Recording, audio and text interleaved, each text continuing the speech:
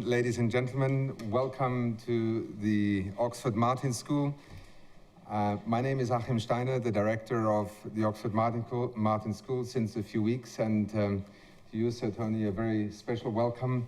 To all of you, welcome to what I think will be an exceptionally interesting afternoon. My task right now is simply to welcome you in this wonderful building and for this exceptional occasion, and to hand over to my colleague, Chris Adam, who will introduce the afternoon and then take us into the proceedings. So Chris, over to you. Thank you.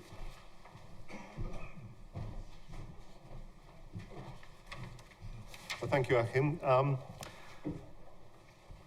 So I've just come back from a meeting in Tanzania, the East African community, where there were various diplomats and central bank governors and politicians, and everybody who came to the stage started with this long and complex navigation through diplomatic niceties, Your Excellency, honourable governors, etc. Stuff that Achim is probably very familiar with from working in that part of the world.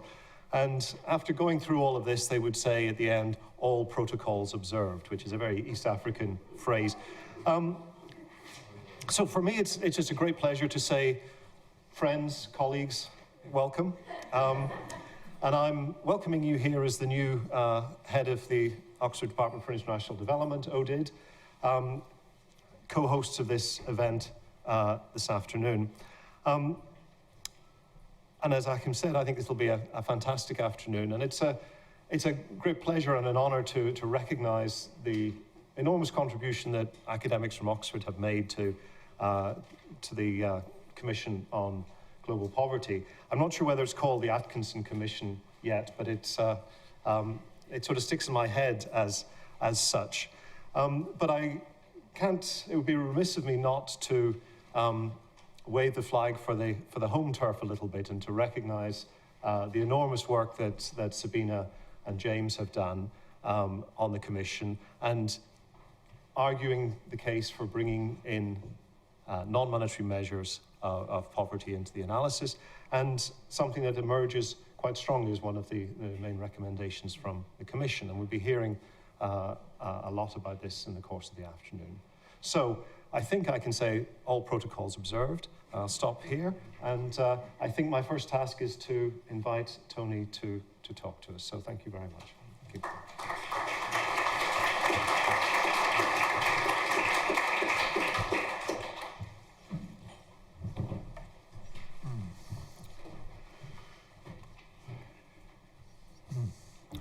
So, good afternoon, ladies and gentlemen. I'm not sure what other academic protocol I should add, but it's very nice to see so many people here. And thank you very much to the Oxford Martin School and to OPHI for having arranged this launch. The report was actually launched a few days ago by the President of the World Bank in Bangladesh. But I suspect the overlap of the audience is quite small, so there will be perhaps no great risk of repetition, as it were. So, last year I was asked by the World Bank, by Kaushik Basu, the chief economist, to chair a commission on global poverty. And this commission has a very distinguished membership. And the Commission has played a most important role in the development of the recommendations about which I'm going to be talking. And I'm very grateful to them all, and particularly to those who are here today to discuss the report. But I think they would be rather anxious to point out that they're not responsible for the report, in the sense that it's something I wrote off my own bat, as it were, reflecting, I hope, the views are expressed, but the Commission didn't always agree on everything. And as a result, obviously, one is balancing very different views about some of the very important questions. In addition to the role played by the Commission itself, we did try to consult widely. I wrote last year to, I think, more than 70 different organizations and individuals, who were interested in working in this area. And the bank launched a conversation, electronic conversation last September, asking people to share their thoughts with us. And altogether, we've had well over 100 submissions from that. And this has all contributed to what I'm going to be talking about this afternoon. I've also worked for the past year on the basis that time is of the essence. I think probably the reason most of you are here is that we believe that global poverty is one of the world's most urgent problems. It's not the only urgent problem, but it is one of the top problems that we faced. And monitoring its evolution is therefore essential if we're to help those who are living in conditions of extreme poverty. And for the Sustainable Development Goals, about which I shall say a little bit in a moment, the clock has actually been ticking since the 1st of January this year. So reporting within a year has been one of the things which I imposed, as it were, as a constraint. But of course, the cost of that has been that there are many things which we should perhaps have discussed, or I should have discussed, many issues that are relevant, which I'm afraid the report doesn't actually cover. But let me start from the Sustainable Development Goals, because they're an important part of the context. And I'd like just to stress, first of all, the point to which Chris has already alluded, the fact that they refer, both in the goals I put up on the board, on the screen, but on the whole range of Sustainable Development Goals, to all dimensions of poverty. It is a multidimensional approach to the problems that we face, and that's made clear, even as it says here, in the formulation of the more specifically economic, monetary-based measures of poverty. So the first thing is, it's multidimensional. The second thing, which perhaps has had less attention, is the reference to all countries. And this, of course, was an important change from the Millennium Development Goals that preceded it, which were directed at developing countries. This is now addressed to all countries. And all countries, as you can see from the second of the goals, in tackling poverty according to the national definitions. So that means we have to face not just is obviously clearly an understatement, but the issue of extreme poverty, but the issue of how poverty is addressed in countries both rich and poor. And here, perhaps I can't help but wanting to refer to something which, for all the discussion of the European Union that's taken place in this country in the last few months, one aspect of it has had virtually no attention at all, which is that the European Union, of which we're still, I believe, a member, that European Union is committed to an ambitious program of reducing poverty by 2020, reducing it by 1/6, effectively, between now and, well, between when it started under the Europe 2020 agenda and today. Now, a sixth, if you do the arithmetic, a sixth is actually considerably less ambitious. A sixth in 10 years is less ambitious than a half in 15 years. But nonetheless, we're not making any progress to that. So I hope you'll just bear in mind, although I won't be discussing it any further, the issue of tackling poverty in Europe is one which I fear has been lost, partly because of austerity, partly for other reasons. It also, I think, underlies something which is sort of beneath the surface in terms of defining poverty, which is it refers to national definitions of poverty. Now, it was put rather well by one of the commission, Sir Tony, who said, if you look in the Merriam-Webster dictionary, you'll find that a poverty line is defined as a lack of income below which one is classified as poor according to governmental standards. And he contrasts this with the Oxford English Dictionary, where the poverty line is the minimum level of income to secure the necessities of life. And you have on the one hand a governmental standard, on the other hand, as it were, an intrinsic view about what an appropriate standard should be. And these are two different things. And in a way that runs through the report, but we're concerned with both of these things, because the remit of the Commission effectively was to answer two kinds of question.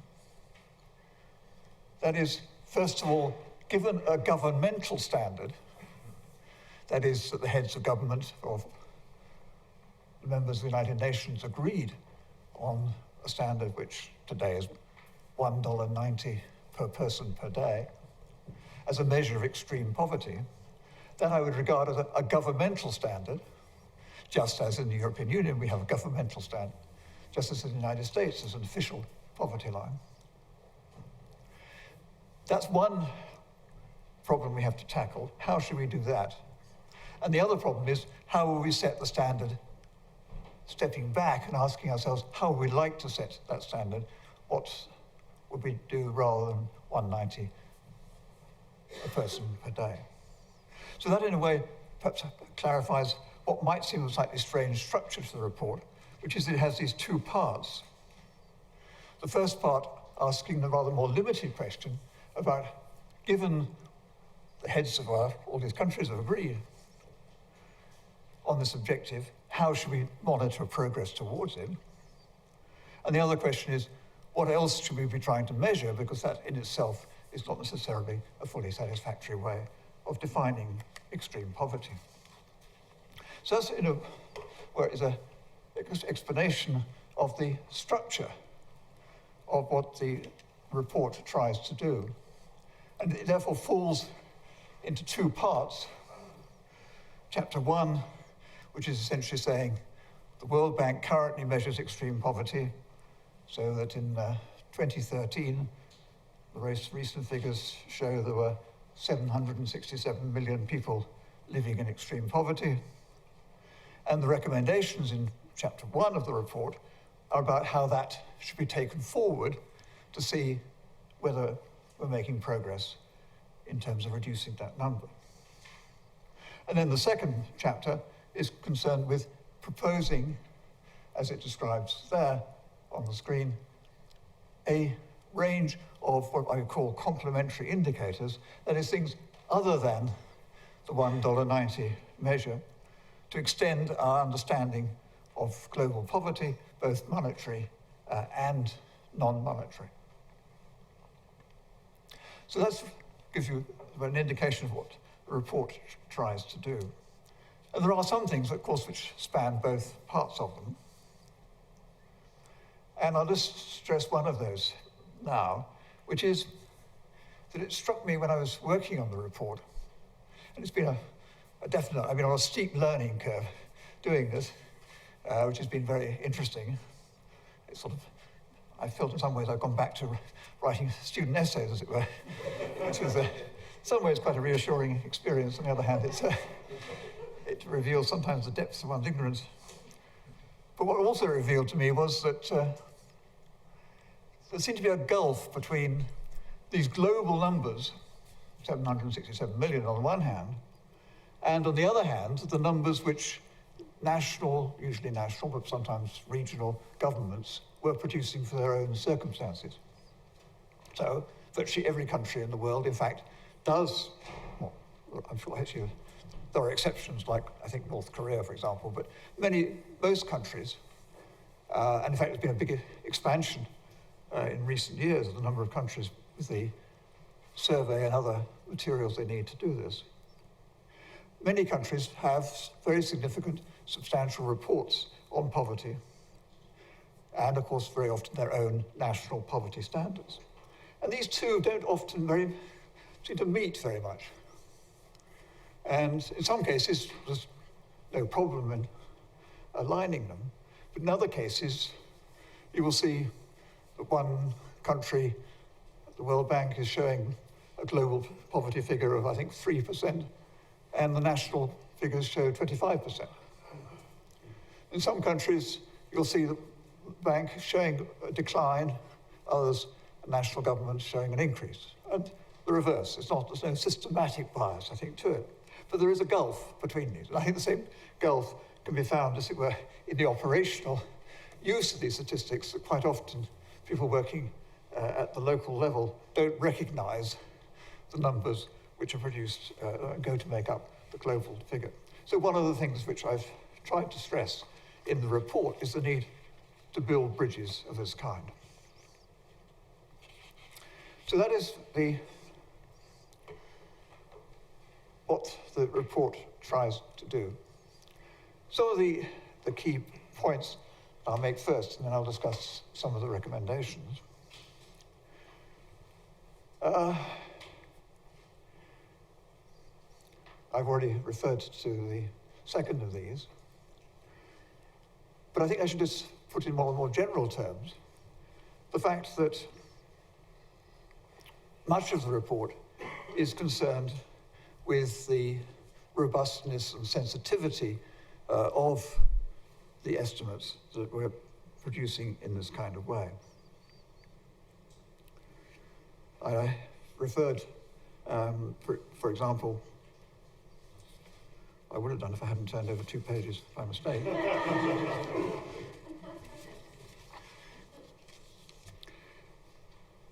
The first point on there, which that's what I was hesitating about, a good example is provided by the purchasing power parities that are used, for example, to equate measures of living standards in different countries, tackling the obviously rather intrinsically difficult problem of comparing living standards where people have different consumption patterns and often face very different relative prices.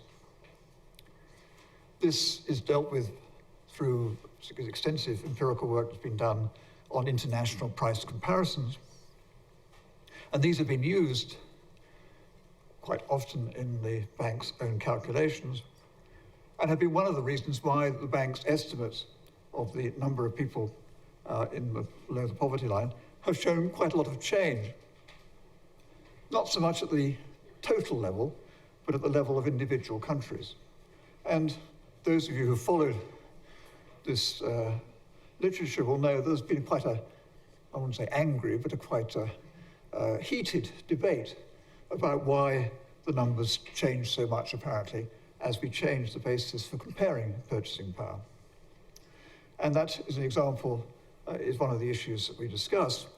We regard it as one of the things which, when you come to monitoring change over time, that is, looking at how which direction things are going and by how much, rather than establishing the initial level, but the change over time, we felt that, and I felt in writing this, that we shouldn't in fact seek to try and change our view about relative living standards in the course of the period which we're monitoring. And therefore, we should only rely on what happens in terms of changes in prices within each individual country. Otherwise, one has a situation where, because we've changed our view about living standards in India vis-a-vis the United States, for example, we may have changed that for reasons which are to do with a third country, neither India nor the United States, and that may affect the poverty standards being used in India when the Indian poverty line itself may have moved in a very different amount according to the domestic price changes that took place. That's an example of the kind of issue which arises. Perhaps more obvious, but also rather perhaps neglected issue, concerns the population figures. And I think I rather naively, until recently, thought that perhaps population figures were more reliable than, say, national accounts. But actually, I'm not so sure. And we know, for example, that in the United States, which has a very good census, in the sense that it's very carefully conducted, and they do comparisons with alternative sources. Incidentally, they have to do a census. It's laid down in the Constitution. They have to have a census every 10 years. In that census, if you look carefully, the totals don't change when you make comparisons, but unfortunately the people do. They overcount and undercount by exactly the same amount. And the people they overcount are those obviously with second homes and other reasons for appearing twice. And those they undercount are people who are much more likely, of course, to be below the poverty line. And that over and undercounting is about 10 million, according to the last census. So simple things, inverted commas, like population figures, are certainly something which one has to take into account because they're used clearly in weighting the numbers to arrive at the global poverty estimates. And you can see, for example, Bangladesh, the population figures changed by about 10% when they did a new census, and that reduced the number of people in poverty in Bangladesh for that reason. So because of this and a variety of other reasons, another feature that runs through the report is what I've perhaps slightly pretentiously called a total error approach.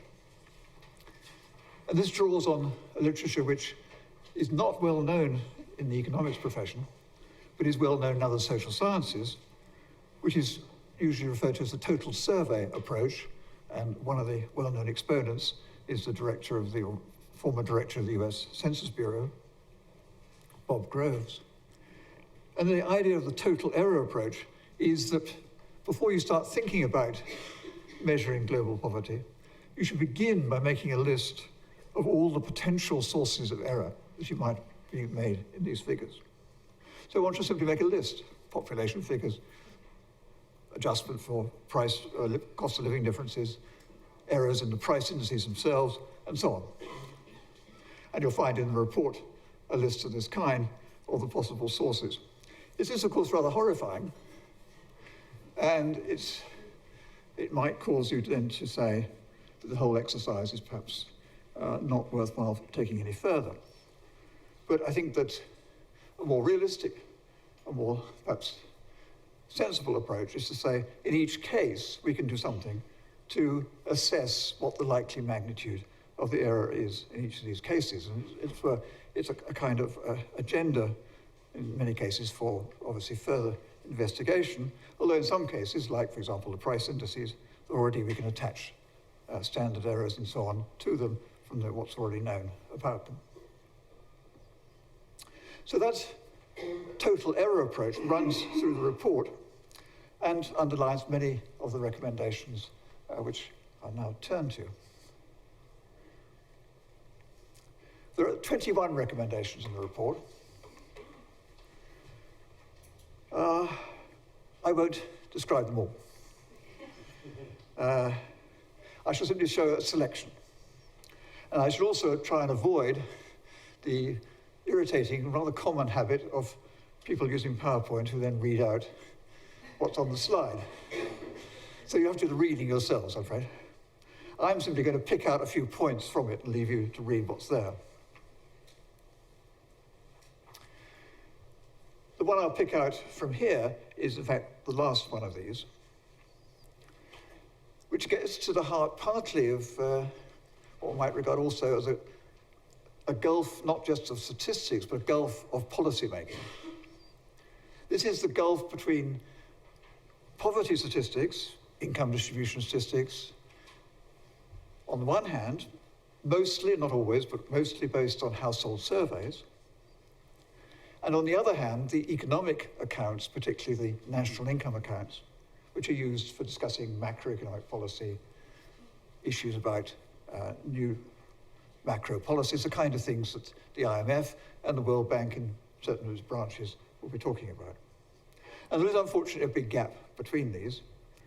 There's a gap in the sense that if you take the household surveys, you often find that they tell you a rather different story about what is happening, for example, to total consumption or total income in a country. They differ from what you will see if you look in the national accounts, which show aggregate consumption or aggregate income changing by a different amount. And it's also a gulf in terms of our thinking, because we tend to put into one basket thinking about global poverty, another one thinking about macroeconomic adjustments, and we don't join these two up. And I think the statistical gulf is partly contributes to the gulf in terms of our thinking.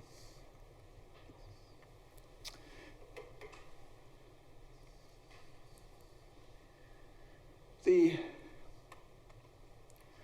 recommendation here, which I'll pick on, is as a UN report recently said, one of the most fundamental inequalities is between those who are counted and those who are not. And this is, I think, potentially a serious issue which is easy to forget. There are many people who, for a variety of reasons, are not covered by the typical household survey. For example, servants may not be counted. People living in non-households, that is, in institutions, hospitals, prisons, university accommodation.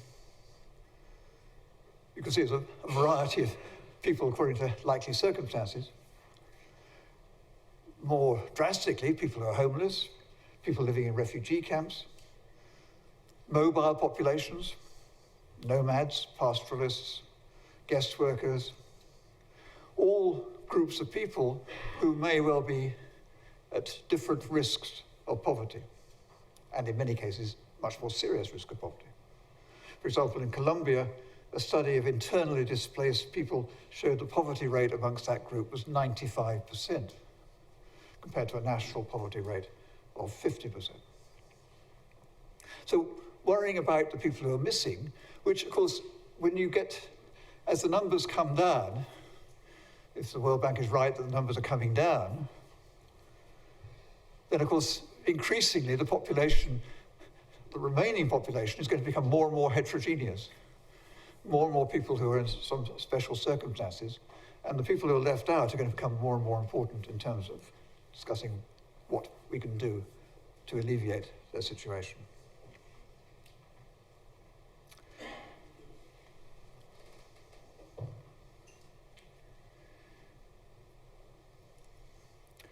The recommendation here, which I'll pick out, or two of these I want to say something about. The first is that the global poverty numbers, like 767 million, should be accompanied by estimates of the numbers of women, children, and young adults living in those households. We would like to know how many women are living in households which are in extreme poverty. Now, I phrase this carefully because it's not the same as the widely quoted statistic that 70% of the world's poor are women. There was a time about a year ago when not only Hillary Clinton, but also Carly Fiorina, I think, was the running for the Republican nomination. Both of them were talking about this statistic. And a persevering journalist, I think from the Tampa Bay News or something like that, anyway, pursued them and asked for the source of this number and met a resounding silence. Because in fact, we have no idea of these 767 million, because they look at the household as a unit and take no account of the women who are living in households that are actually above the 190 on average in that household, but are getting less than their fair share of the consumption in that household. So the issue of within household inequality means that if that is, as good reasons to suppose, a serious issue, means we can't actually say. We can say how many living in households that are below, but not how many are living below. And that's one of the reasons why, for example, it's very important to look at non-monetary indicators that are more individually based rather than household based. So that gives a flavor for the recommendations about the detail of calculating the way of monitoring progress according to the governmental standard that was agreed as part of the Sustainable Development Goals. But we also looked sort of further ahead, and you'll see the recommendation 15 is about alternative ways of arriving at what the poverty line should be, and in particularly the role of measures based on some conception of basic needs. And that is, on the whole, the most widely used at the national level. Most national poverty lines, including originally the United States line, were based effectively on some kind of basic needs approach. We recommend that work be done on this, but we actually interpret it in a slightly different way, which is to say that we should, what we call, invert the telescope. That is, rather than working from the basic needs to an amount, we should work back from an amount to what it would buy in terms of possible consumption. That is, this kind of approach may help us to fix the poverty line, but it certainly will illuminate what a particular poverty line means in terms of families' living standards. So, as one commission member wrote, in Tamil Nadu, the official poverty line for a family of 4, after allowing for housing and food, would have left, as he said, a good deal less than nothing to spend on education, clothing, and transport. So working back, as we're looking through the telescope the other way, we can see, as it were, what the money would amount to.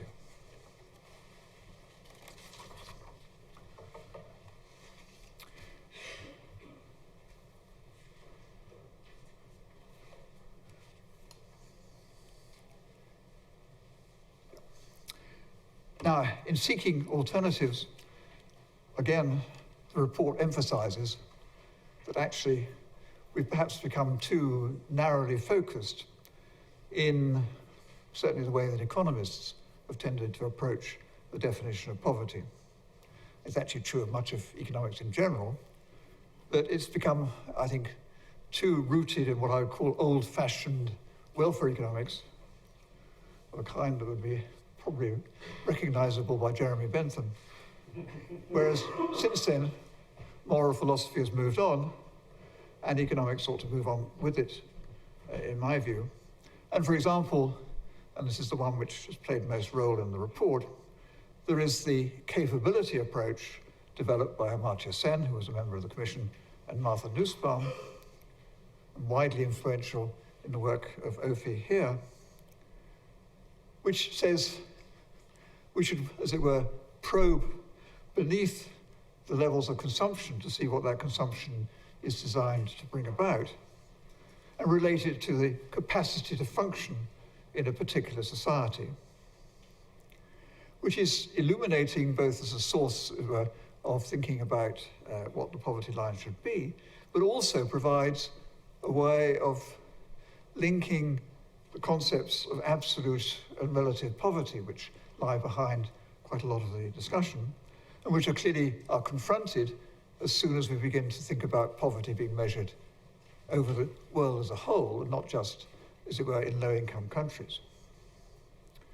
And as I proposed with François Bourguignon a few years ago, one could arrive at a global measure of poverty, which is in a sense absolute in terms of people's capacity to function,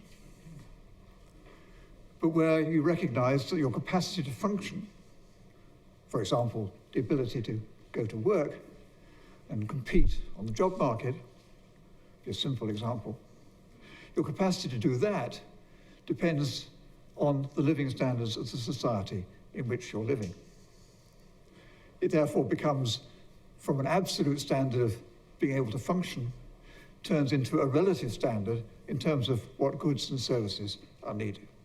So, you clearly, for example, would find it harder to compete on the job market in the UK today if you didn't have a mobile phone. That wouldn't have been true 50 years ago, obviously. Now that would then be a way of combining the measurement of poverty and Martin Revalian has developed this further, into measures that combine both rich and poor countries. I should just note parenthetically, of course, that this tacitly assumes that there are no people living below $1.90 in rich countries. And I suspect that that is something that we need to question. And Lawrence Chandy and others have explored this issue.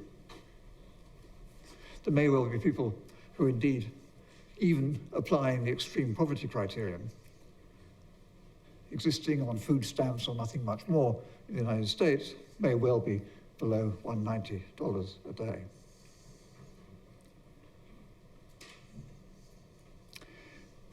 That would extend, as it were, the scope of the measures.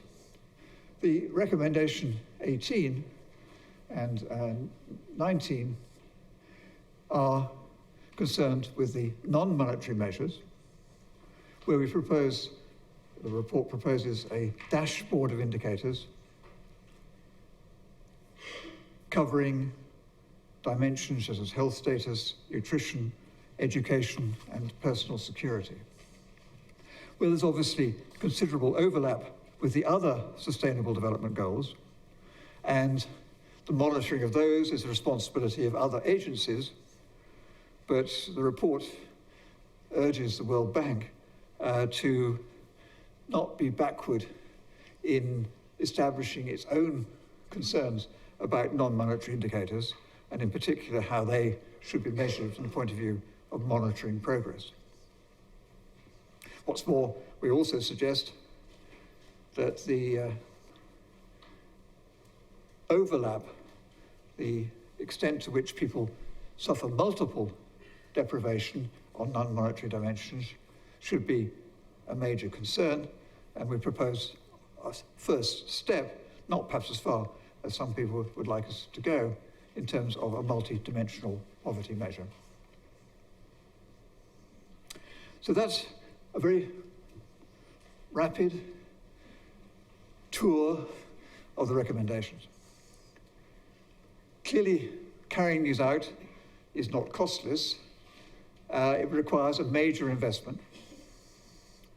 And you might, of course, say, well, is it sensible to spend money on this rather than on substantive measures to reduce extreme poverty?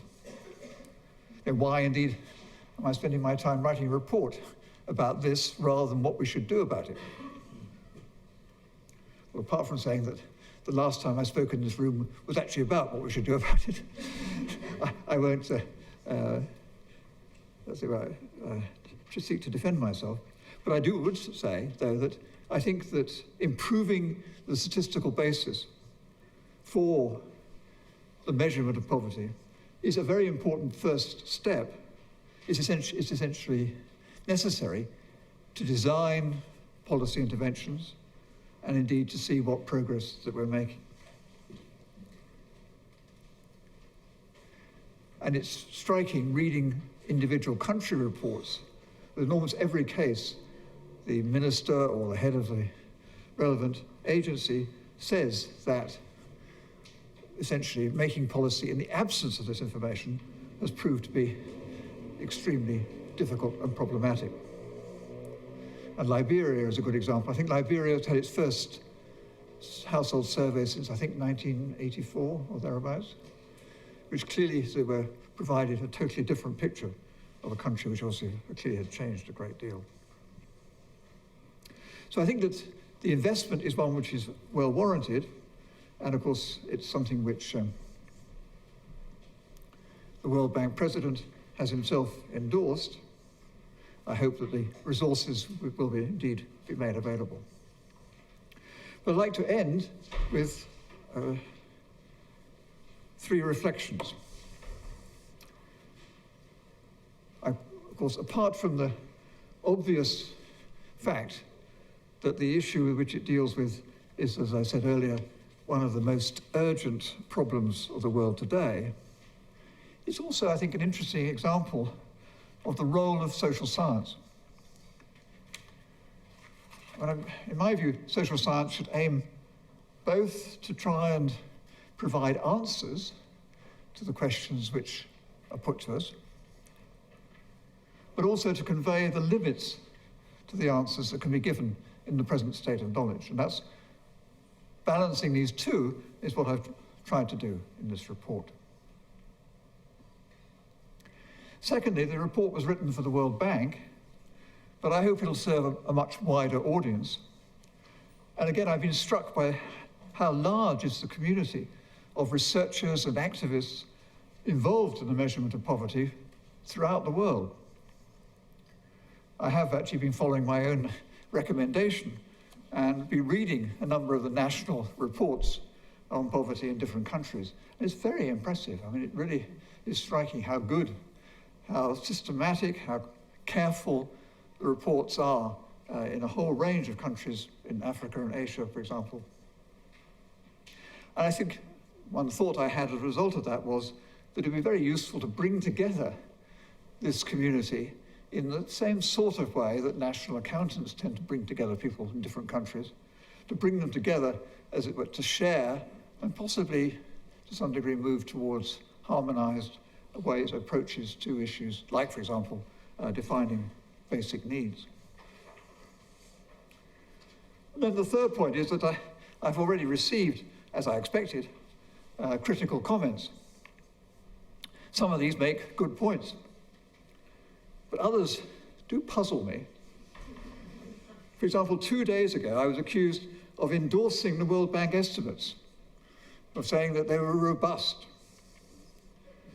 And this did indeed puzzle me, since the first page of the report refers to my view to, quote, "We are operating with numbers about which there is considerable uncertainty." And one of the main recommendations is for a total error approach, the purpose of which is to identify precisely the reasons why these numbers may not be robust. In fact, of the two issues raised in this critical email, both of them are listed in Table 1.1.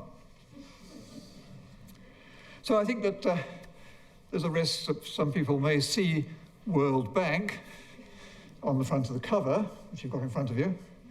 The cover, by the way, is the best bit of the report. I mean, it's a very nice cover. And I think they see World Bank and then they launch their standard of critique. So please criticize, but read the report first. Thank you.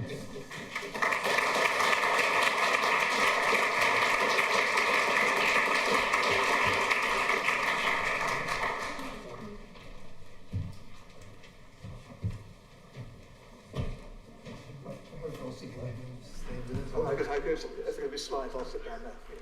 That's all right. Yes, absolutely. Thank you. Right.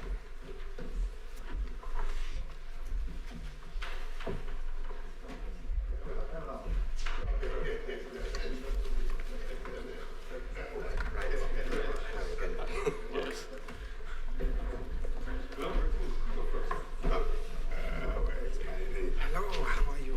Fine, thanks, and you? Is this my seat or? Sure. Oh, yes, yeah, no, yes.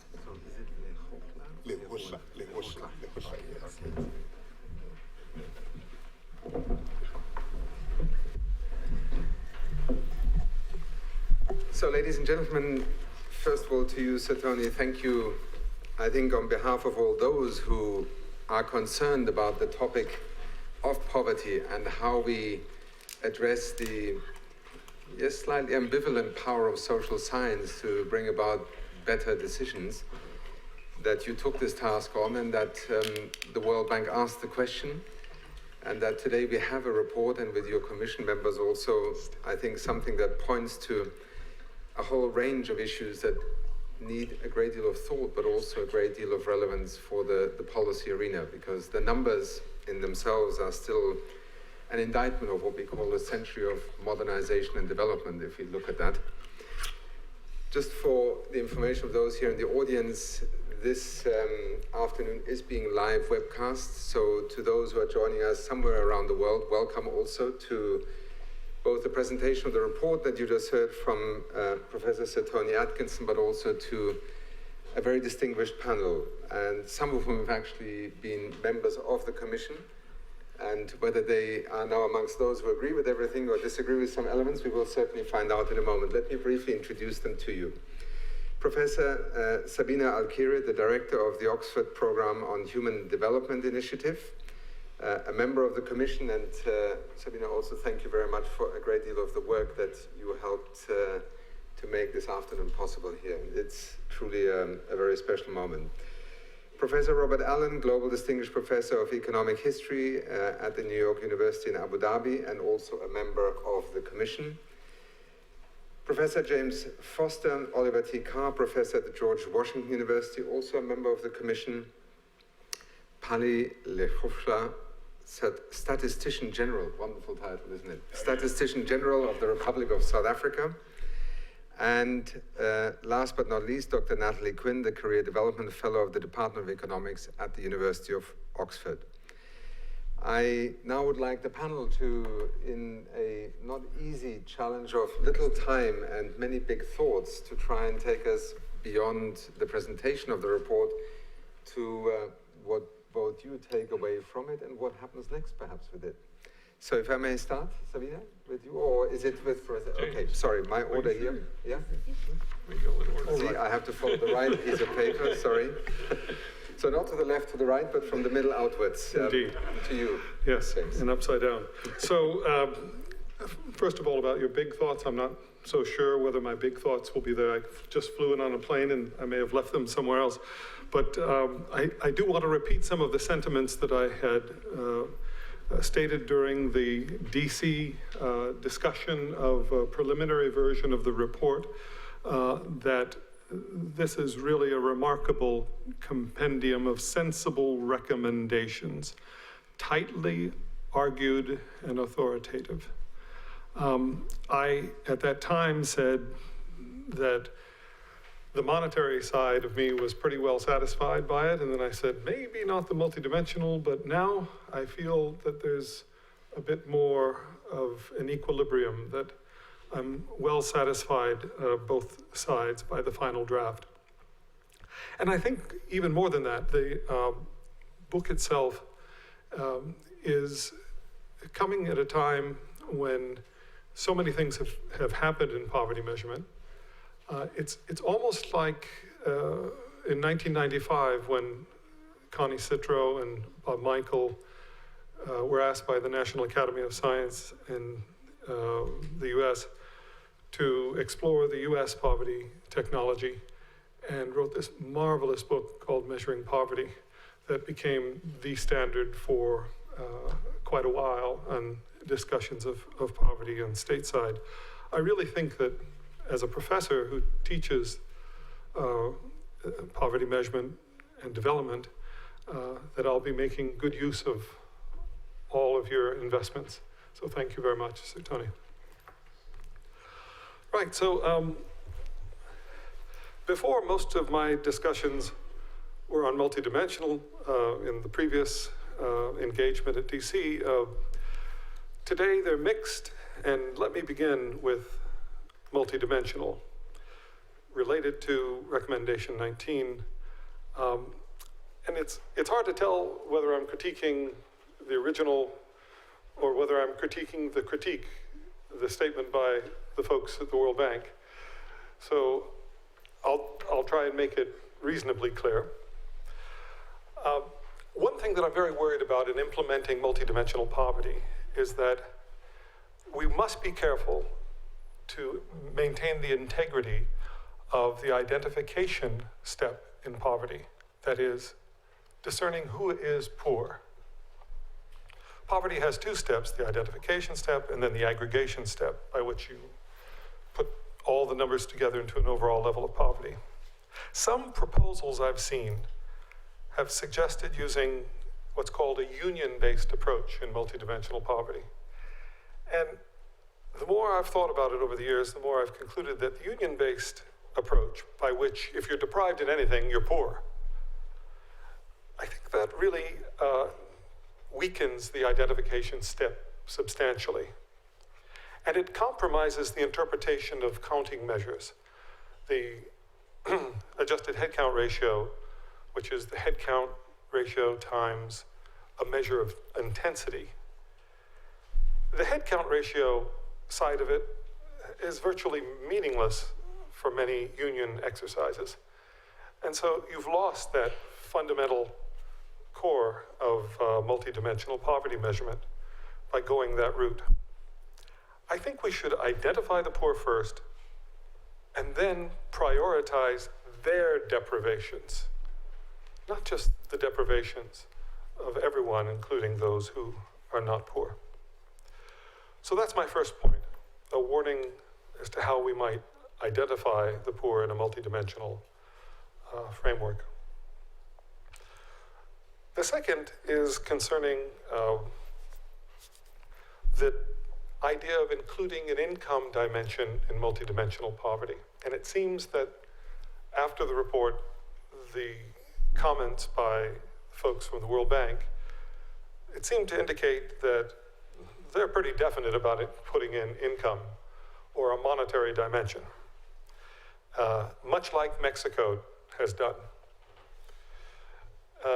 And instead of keeping it separate, like all the rest of the countries in the world that have adopted the approach and have maintained a monetary poverty measure and a multidimensional poverty measure. In the discussion of the report, I wanted to say I didn't see much of an argument there as to why monetary elements should be there, nor much of a counter to my claim that multidimensional poverty would encompass income or monetary poverty.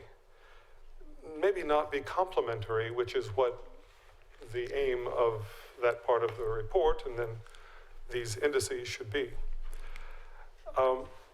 I did make the comment that that measure could cannibalize the World Bank's main product, which is the income or monetary-based approach.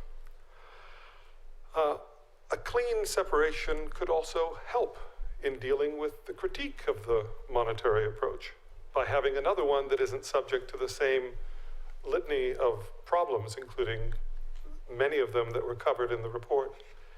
It could help to protect the entire discussion that goes on at the bank about poverty.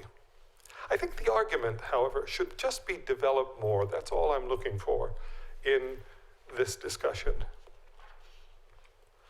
And when you see the multidimensional poverty index, which can get down to very granular levels, I'm reminded of a graph that we'll often show about Africa and how different countries, regions within countries, are very similar across boundaries.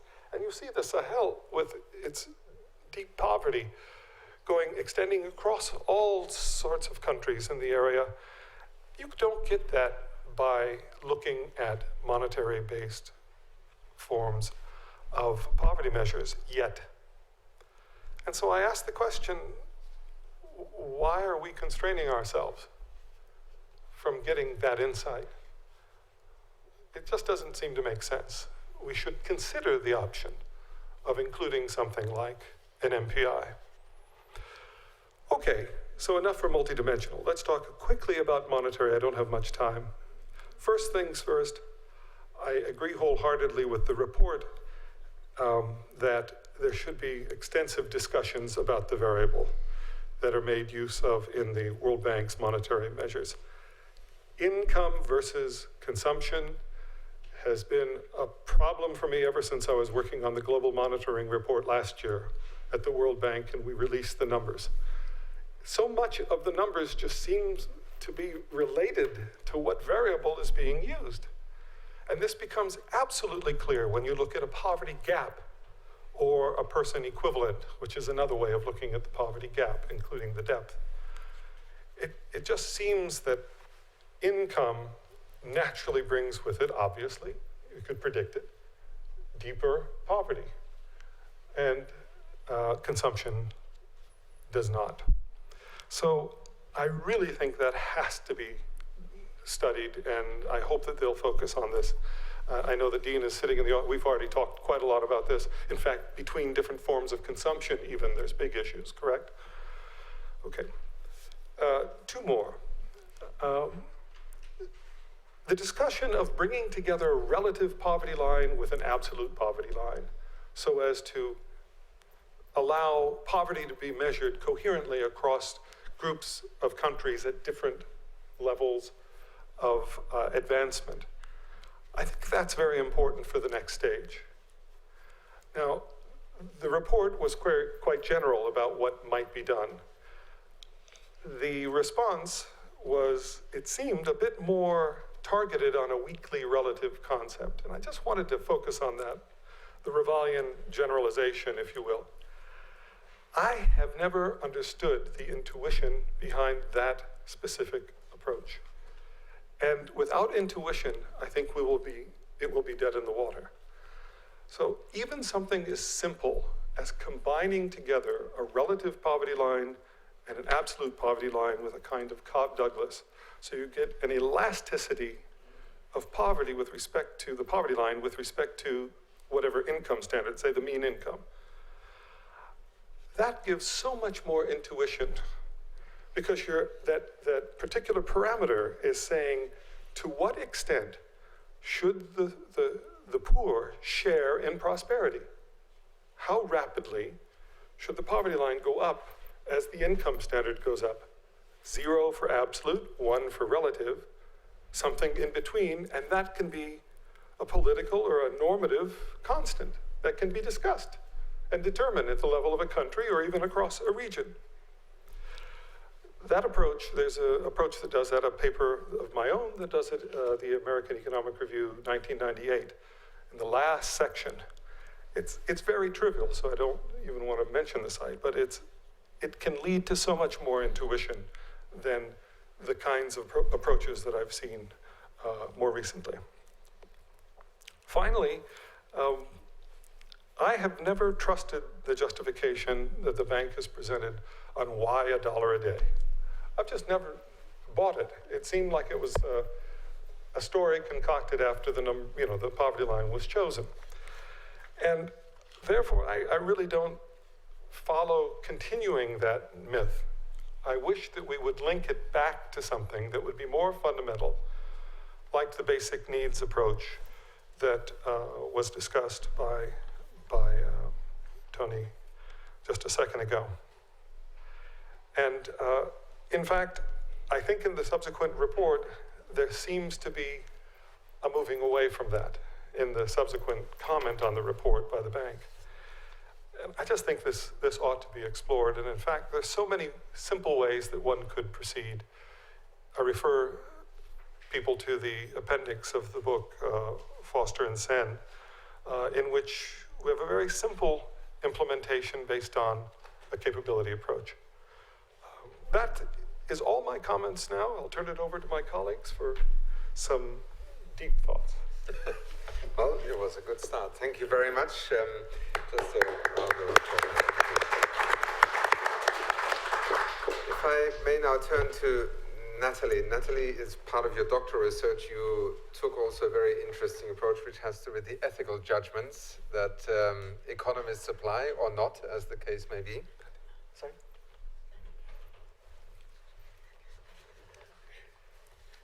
Sorry, that was not on mine. So we should go ahead.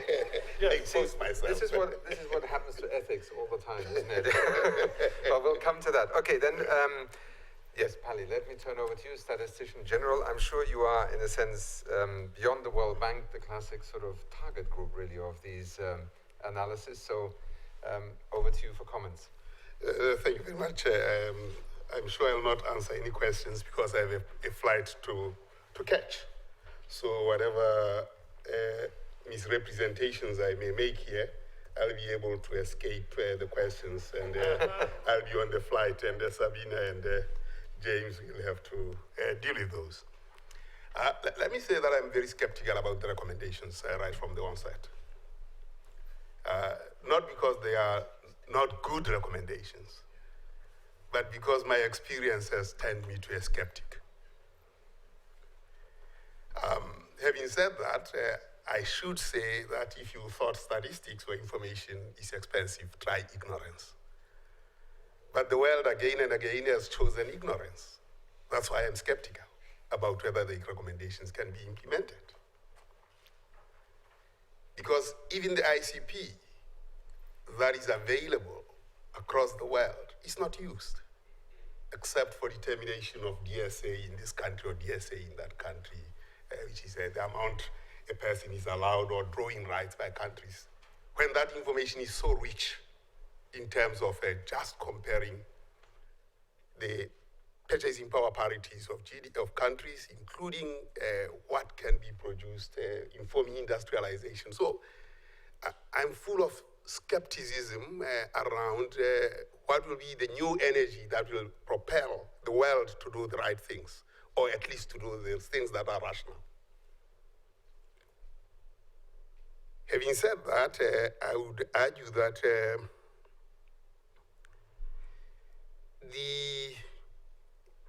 I'll focus on the last recommendations on statistics. More because they prefer statisticians. So I'm hopeful, but my skepticism just overwhelms me, even though the recommendations talk to statisticians. I think the recommendation that multidimensional poverty has to be institutionalized is an important one, in that those of us who have been in that practice have seen the benefits of it. They have as yet not become a culture in countries to try and follow through this, but I think they hold a lot more promise, in that you can disaggregate to levels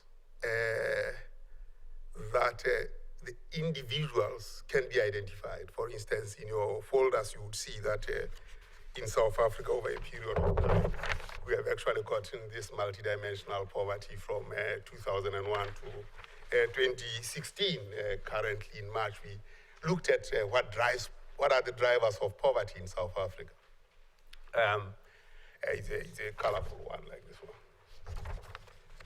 But we also, unfortunately, this one I'm behaving like a priest, reading the Bible and depriving the congregation to read from the same verse or not having Bibles. I'm looking at this as a priest. We are actually looking at what drives poverty amongst youth. For this multidimensional poverty at household level, you realize that what drives poverty in South Africa is unemployment followed by years of schooling. But if you select the age group youth, what drives poverty prominently is years of schooling, educational attainment, and then unemployment second. So multidimensional poverty gives you the kind of sequencing and prioritization that is crucial for policy. So while at the moment we would actually say, let's go and deal with unemployment and then deal with education second, when you look at the youth, which is the future, we can actually say, no, let's shift the resources to the youth because they are the future and deal with their educational attainment. And then that might resolve the unemployment and then all the other things. So it provides a clear line of sight in terms of implementation. So while I'm very, very skeptical about the implementation of the recommendations, I think they shared in terms of bringing multidimensional poverty. It brings prospects for governments to take action. I think in the recommendations we need, and what are the next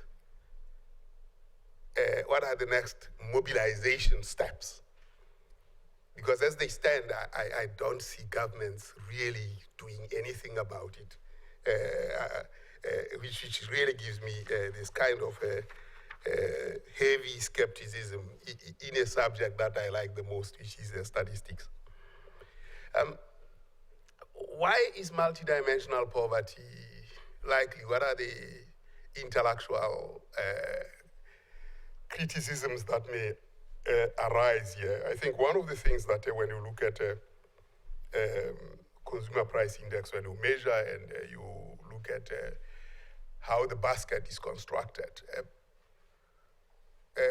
You construct the consumer price index first by looking at consumption patterns of people on goods and services and then how much they spend. So they vote on their feet with their money, and then you know what constitutes the weights in the basket. I think the big criticism around multidimensional poverty is how do you know that those things that individuals say are, how do you select those indices or indicators of poverty or those variables and say people are poor? So confronted by this conundrum, we thought that we could do something about it in a survey in South Africa in March this year. So we asked the public, the community, society about what they think are their priorities, and magic works. And then, of course, Sabina and James are correct. In fact, those are the things that people feel would be poor if they are deprived of. So at least that conundrum seems to be resolved. I suppose in the case of South Africa, I doubt if it is resolved in the rest of the world, but I think the fact that there's correspondence in terms of these priorities gives us a lot of joy in terms of moving forward with the multidimensional poverty, at least in the case of South Africa. I think we should. Second, while there is an issue probably around monometric and multidimensional poverty, we've kept them separate. But when we looked at those that, or not those, the proportion that imagines itself as multidimensionally poor, that proportion corresponds with those that are monometrically poor. What we haven't done is to see whether it is the same households or same people, but the proportions magically match one the other through two independently run surveys.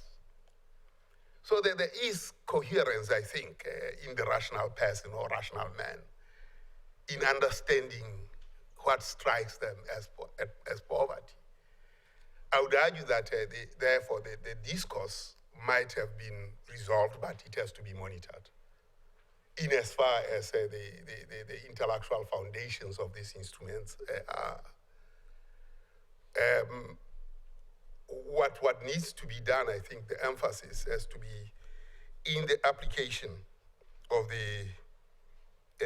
these instruments in informing the world about poverty. More importantly, I think, it is the advocacy, I say this wisely, advocacy role, of those who are in the know and have the crystal ball around this, and deal with this and drive it towards policy. I think statisticians, the problem is this, and that is the origin of my skepticism. That statisticians have a tendency, and I do, of producing the data, throwing it over the wall and asking policy to catch it and deal with it. That's not a helpful situation. But having done that, when you get closer to policy, you get compromised in your science of measurement. Now, do you prefer distance or do you prefer this discourse? And I think in the recommendations, this is a very clear indication that that has to be done. But in order to do that, you need to create safe space in terms of deliberations so that this can be deliberated and be helpful. I equate the statisticians as having all the time played their skiing on the slopes where they run on the blade of the saw, of the saw, which is smooth and broad. I think we need to turn the saw this way, and then we have to ski on the serrated side. And that's, I think, what is necessary in order to change, and that will remove my skepticism. Otherwise, my skepticism remains, because it is in the intersection of those serrations of the saw that actual change between policy and evidence actually actions, and then the broad society participates. Without that, the spaces are so safe. The one is very ignorant, the other one is probably a little bit knowledgeable. But unless we bring those together, there cannot be change. Change occurs at the serrated side of the saw. Thanks.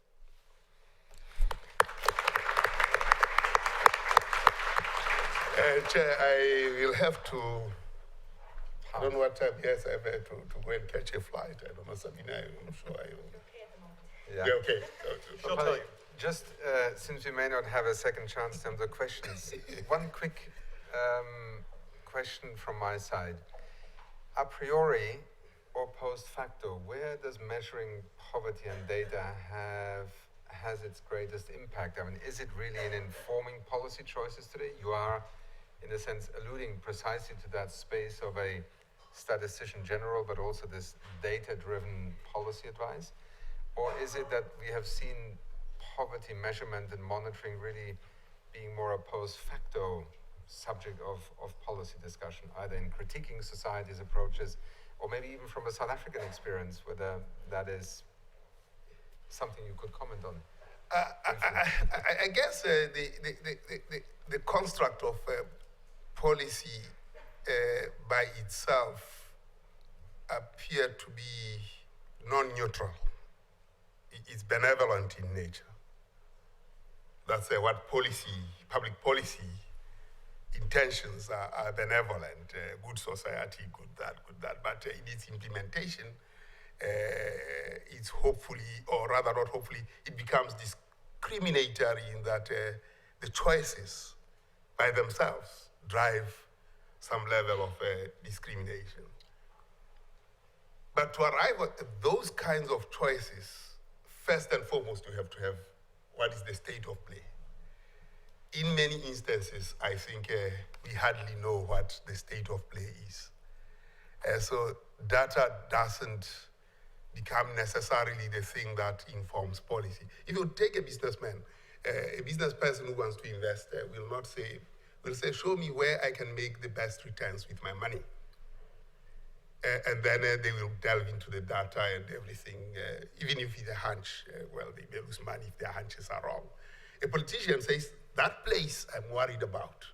The politician starts with the specific space, whether informed or not so well informed. They start with a contiguous space. Their geometry is not variable, it's very, very contiguous. And I think for that reason, because their constituencies are contiguous. So politicians are very geographical. And in a way, therefore, hardly ever use data that relates to variable geometry to deal with the issues. So that complicates the way policy is dealt with. And I think those are the kinds of things. So, but I wish they would look at the data first and say, well, here is the data, we know what the data says, and this is what we can do. But no, policies, and then only after the fact, people look at the data. Most of the time, where one finds one almost compromised is, now that we have said all these things, now that you know and you've seen all these things, what should we do? Then the statistician says, I don't know policy, I can't do anything, and you become less useful to society. So I think that there needs to be an institutional arrangement of ensuring that what is visible and within the spaces of solution have to be put on the table without saying what role you play in society without compromising your autonomy as a person who produces numbers. The long answer for a short answer, but I think truly the reality in which we are trying to move also with this report. Natalie, over to you now. And please feel free to depart when you have to. Thank you very much. I'll sit in the audience at the time then. Depart. Yes, thank you. Thank you very much. Do you want to come and sit here? Then you have you're on camera. Okay, so thank you for the opportunity to contribute to this discussion, and thank you to Sir Tony for the report, which I greatly enjoyed reading. Like many academics, on a daily basis, I attempt to balance, not very successfully, my teaching and my research. And I think that Sir Tony's report is going to be of great relevance to my activities in both of these areas. So I'll start with a few words about how I came to be particularly interested in the measurement of global poverty. So after my undergraduate studies in maths and physics, I spent a year teaching physics, and as it turned out, quite a lot of fairly basic numeracy in a high school in rural Namibia. It was a fascinating experience on many levels. I enjoyed the teaching, but I think I was more intrigued by my observations of the immense challenges that were faced by people in the traditionally mixed agricultural and pastoral community in which the school was situated. So just to give a few examples, these included the tension that was faced by families between educating their sons and the traditional role of boys to tend livestock far from home. And that had been essential to avoid overgrazing land in the semi-arid climate. I later learned the terminology used to describe these kind of problems. Another example, the enormously difficult decisions that many of my high school students had made in order to be able to continue their education. And yes, those decisions are probably about as difficult as you can imagine. And then the inadequacy of the local services to serve the needs of the local population. So I'm talking about health and education services, but also the mere existence of roads and other basic infrastructure. And I later discovered that what had seemed so inadequate to me at the time was in fact far more than many communities across Africa have access to. Somehow I formulated the idea that the study of economics might help me to better understand these issues and whether anything might be done to address them. So that led to an MPhil and DPhil in economics here in Oxford, and then 2 years working as an ODI fellow in the Ministry of Health and Sanitation in Sierra Leone. That was a very challenging experience, but it opened my eyes to the challenges of effective policy making by a government that is so resource constrained, it does not even have the capacity to carry out basic administrative functions of an organization, let alone engage effectively with the aid agencies on which it depends, or deliver effective public services. So after all of that, I was very happy to come back to Oxford to resume teaching and research. Now, among my other teaching duties, I give lectures and tutorials for our undergraduate finals course on the economics of developing countries. And as part of that course, we introduce students to the measurement of poverty and inequality. And of course, while not intended as a teaching resource, I do believe that Sir Tony's report will be a very valuable resource for our students. It is clear and accessible, and I'm sure it will help them engage with deep understanding with the most pertinent issues around the measurement of poverty globally and in developing countries. Meanwhile, the unifying theme of my research is the measurement of poverty in developing countries. On the one hand, I do rather abstract research into the mathematical foundations of welfare and poverty measurement, pursuing a field of inquiry that was founded by Sir Tony, among other eminent economists. On the other hand, I'm interested in concrete issues of measurement in developing countries and the evaluation of policies that might address poverty. So through this more applied work, I've contributed to household surveys in Sierra Leone, Armenia, and Kenya, and I've also worked with data from household surveys in Ethiopia and Tanzania. So Sir Tony's report will serve, I'm sure, as an excellent reference and inspiration that my colleagues and I can draw on in our applied work. So I wanted to discuss briefly two issues that particularly struck me as I read through the report. The first issue was about the comparability of poverty estimates across different countries, and then secondly, the importance of measuring the depth as well as the incidence of poverty. Now, I won't go into so much detail about comparability because that's already been mentioned by James, but I'd like to very much second everything that he said on that point. And in particular, thinking about the credibility of the World Bank's estimates of global poverty, the issues to do with combining data from income surveys and consumption data that's been measured in different ways and is really not comparable. That's a definite issue, and it means that when we look geographically, we actually don't really know where the incidence of poverty is. So kind of what does that headline number really mean, and which regions is the poverty really concentrated in? So I think a couple of the suggestions, a couple of the recommendations that Sir Tony makes in the report, if pursued, can really help to address that issue. And I'm thinking in particular, I think it was recommendations 4 and 5. So in particular, taking this total error approach, combining that with really interesting research that's already being done within the World Bank, thinking about kind of the practicalities of measurement and using household surveys and how data that is not comparable can be modified and adjusted to make it as comparable as possible. So kind of pursuing those recommendations and combining that with the research already ongoing, I think that kind of the degree of lack of confidence in the estimates can be more precisely described, but also those estimates can be made more comparable. So the other thing that I wanted to discuss briefly was, well, in chapter 2 of the report, among many other issues, Sir Tony draws our attention to the importance of measuring the depth of poverty.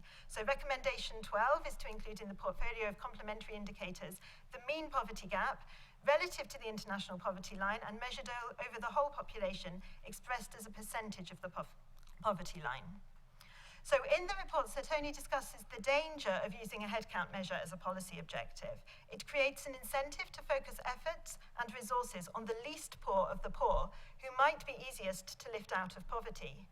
Surely, if we recognise that some of the poor suffer greater deprivations than others, it is as necessary to monitor the global intensity of poverty as its incidence. So a counter-argument that could be raised is that the data accuracy requirements for poverty gap estimates are stronger than for headcount estimates.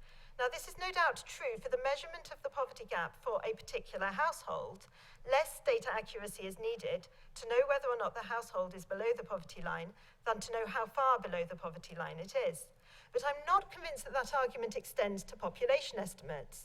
And so, of course, this is something that could be explored further as part of the work on total error. So it's great to see that the World Bank has undertaken to adopt recommendation 12 in the short run.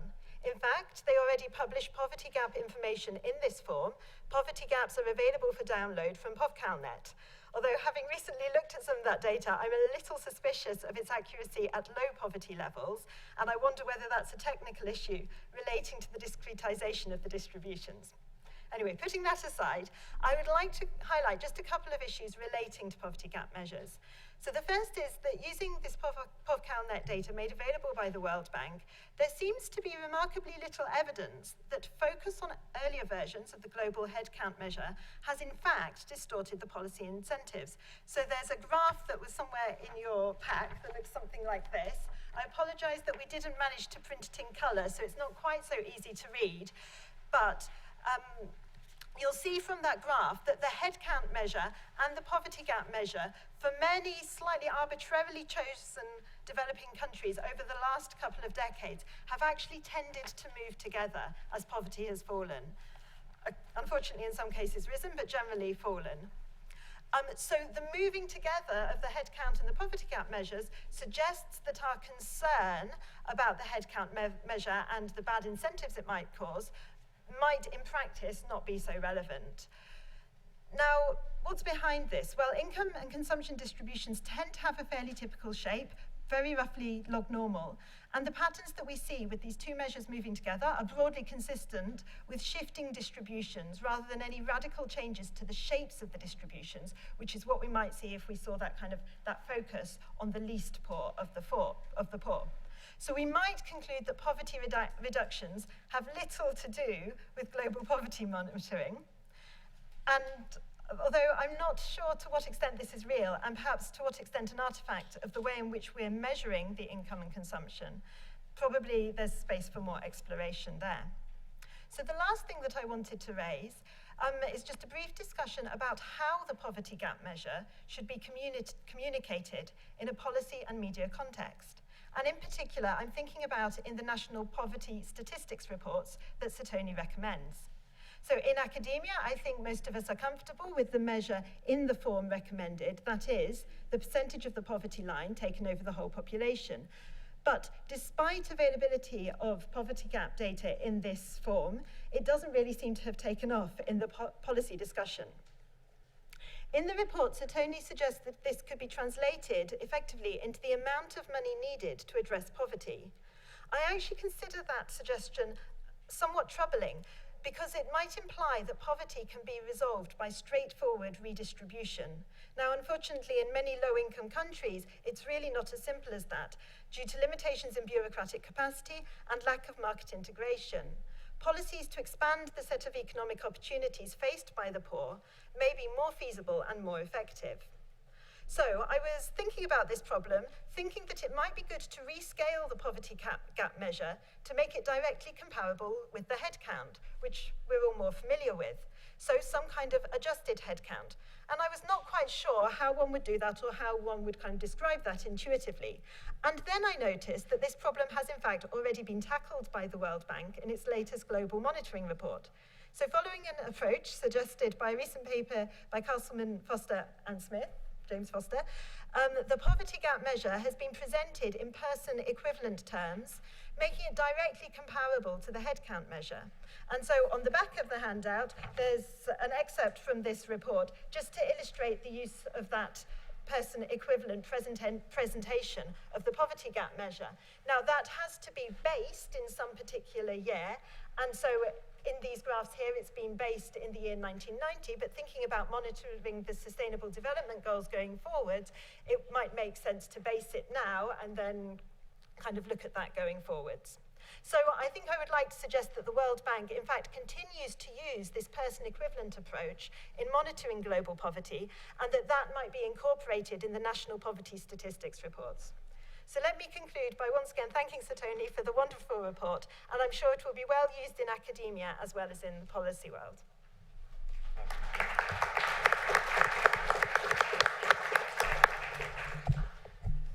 Natalie, thank you very much. Let me now turn to Professor Robert Allen for the next presentation, followed by Sabina. I realize that the coffee break is kind of shrinking. We also want to take some questions and continue with our second panel. So we will do our best to catch up, but over to you. Thank you very much. I thank Tony very much for including me in the commission and the work. It's been extremely interesting, and I congratulate him on the report he's drafted.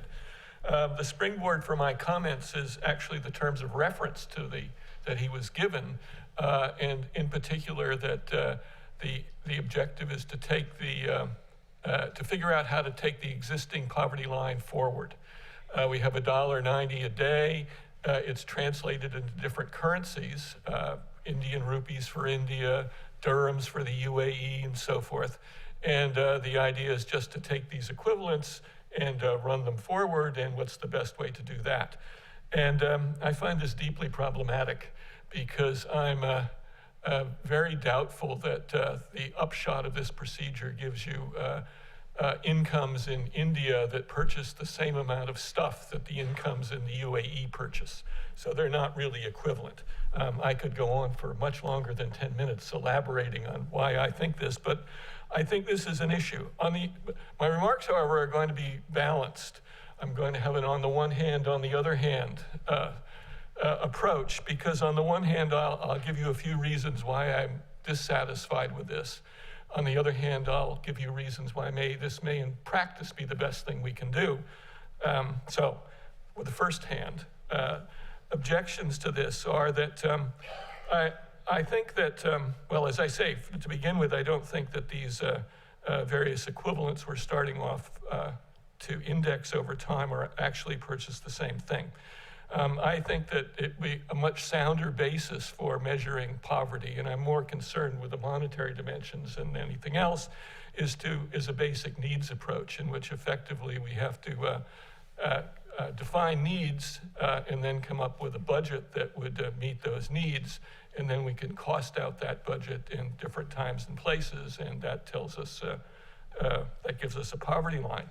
Now, I have form in this. I'm an economic historian, so I've only come to this modern stuff recently, but I've been trying to do the wage and price history of the world, and so I've made up budgets like this for ancient Egypt, for the Roman Empire, China, Qing China, lots of places. And the idea is always to come up with some way of doing this that allows us to get a consistent measurement of the cost of living, not only across space, but over time, so we can combine that with whatever income or consumption figures we can generate to compare the standard of living. So it's using the poverty line as a consumer price index. So I think that's a better way to go. I think if we did this, we could also integrate into the methodology, use the methodology to address a lot of issues that go under the carpet, as it were. So one of the basic needs, and one of the things I keep in mind when I make up budgets, is how many calories a day people need. There's many other aspects of nutrition, but we'll just talk about that one for the moment. So if we look at India in the last several decades, incomes have gone up in India, but surprisingly, calorie consumption is not. And so there's kind of conundrum of what's happening. Why aren't people buying more food, and in particular more calories, especially since the calorie numbers are very low? Why are they not buying more?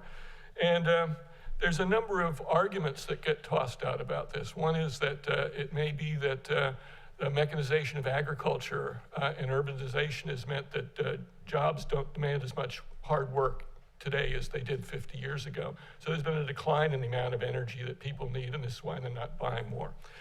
On the other hand, of course, there's a consideration that Indians today are taller than they were 50 years ago, and tall people just for that reason alone need more calories. They're bigger.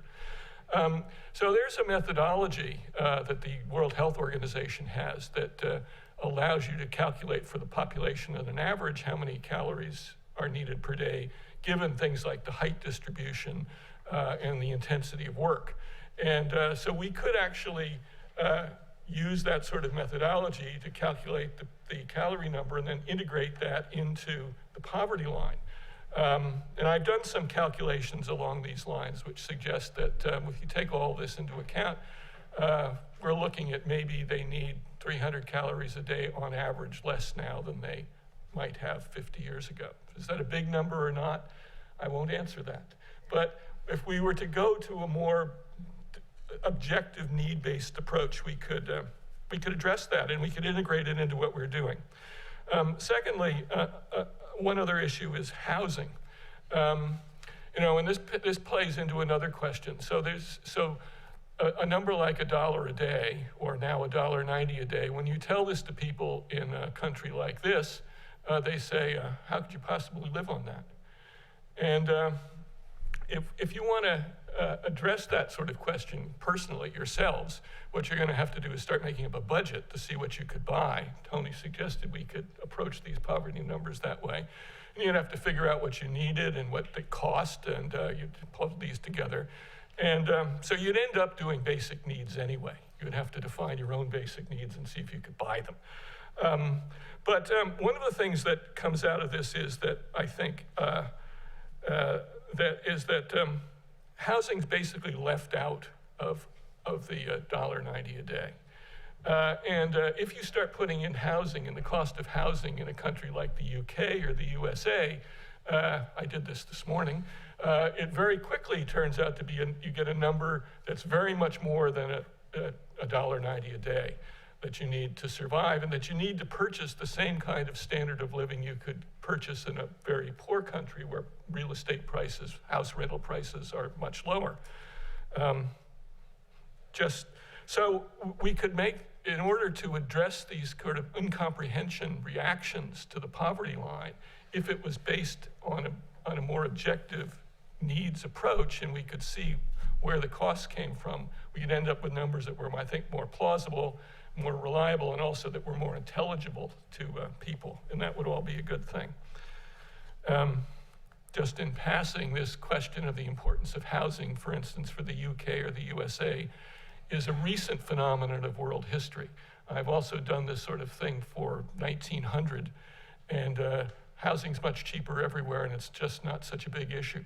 But the price of housing, the cost of housing in the developed world has risen dramatically in the last century and really affects things. So that it may be that if we look back at the classical economists, that Karl Marx may have been wrong in his predictions, but David Ricardo was right in his. And in the end, it's all going to go to landlords. Another thought. Now I'm going to move on to the other hand. So see, on the first hand was that I think it should all be done differently and better and could do it all better. But on the other hand, maybe we can't do it better given the data that we have. So one of the really interesting things that happened to me working with the commission was I became an insider, and I was given the Excel file with the ICP, International Comparison Project 2011 data, as well as the files for several of the regional data sets. So I was using these to calculate some of the historical kinds of price indices that I'd used for ancient Egypt on the world today. That was how I started off with the commission.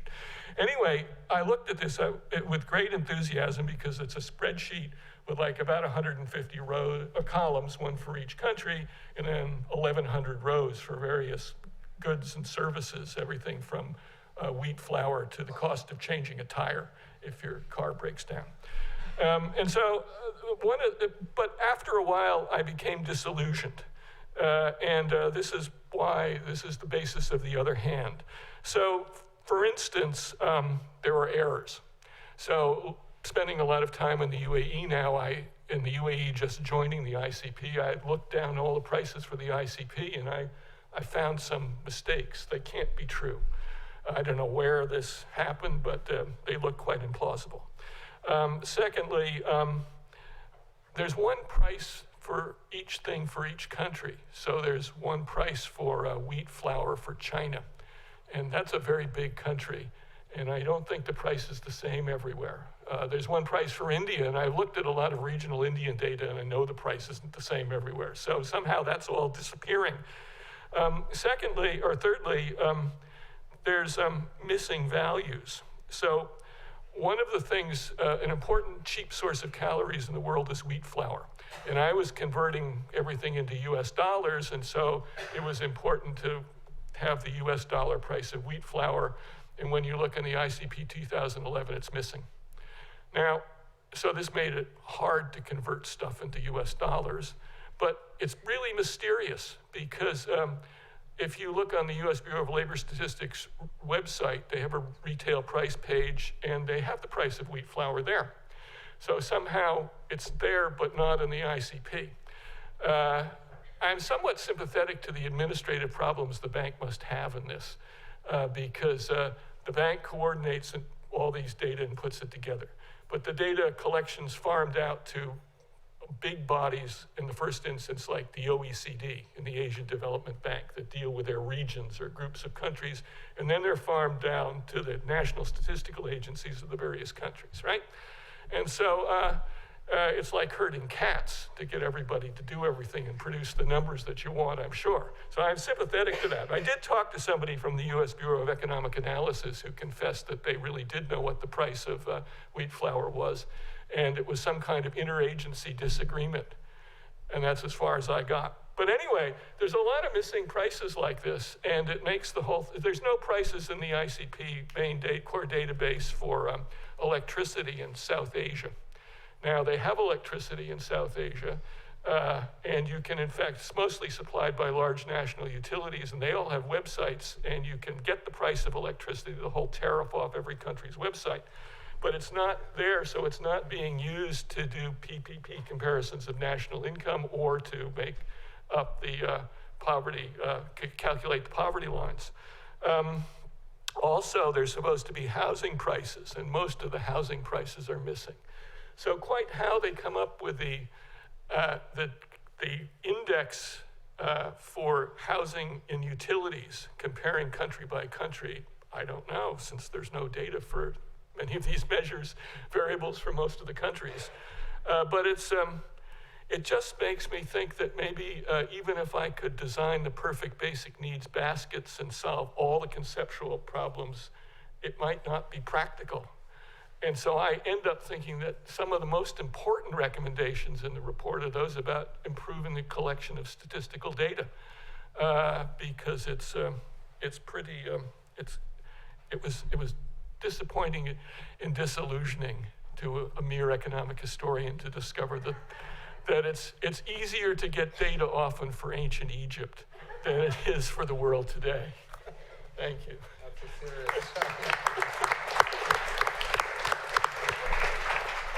Robert, thank you very much. That is food for thought, really.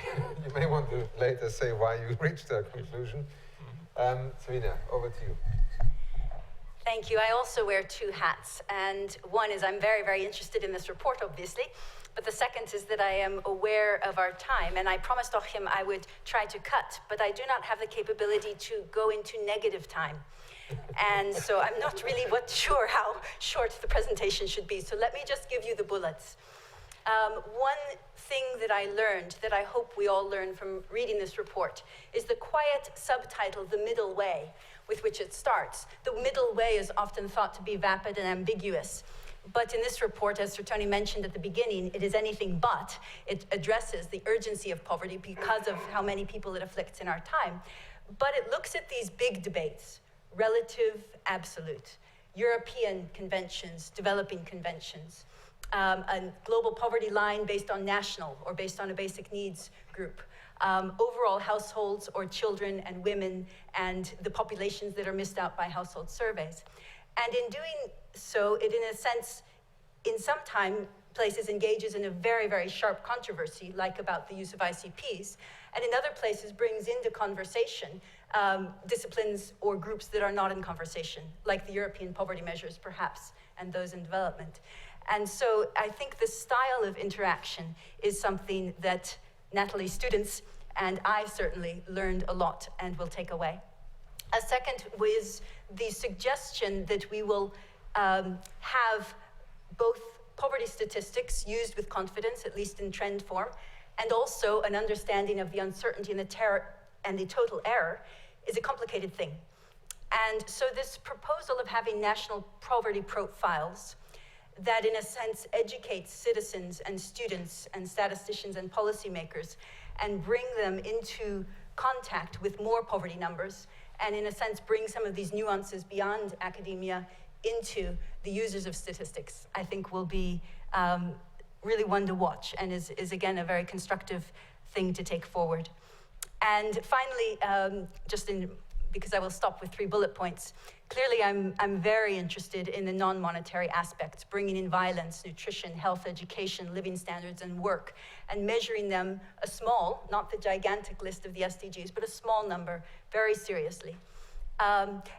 Also at looking at the mismatch with income poverty or consumption poverty data. But this is a criticism to myself because I have done this. If you are trying to do a multidimensional measure that looks at the joint distribution of deprivations, every number you pick has to reflect that person's attainment over the past year or the time since the previous survey. And a question raised is if the 7-day recall that Dean was talking about yesterday, or if the volatility of consumption and income data are high, whether we can use these data to actually reflect the joint distribution in monetary terms of each person, or if the data are constructed to be accurate on average and not at the individual level. So that is a thought that I think this kind of work will actually elucidate, and without doing these analyses, we will not know. So I think we should, I will leave it at that.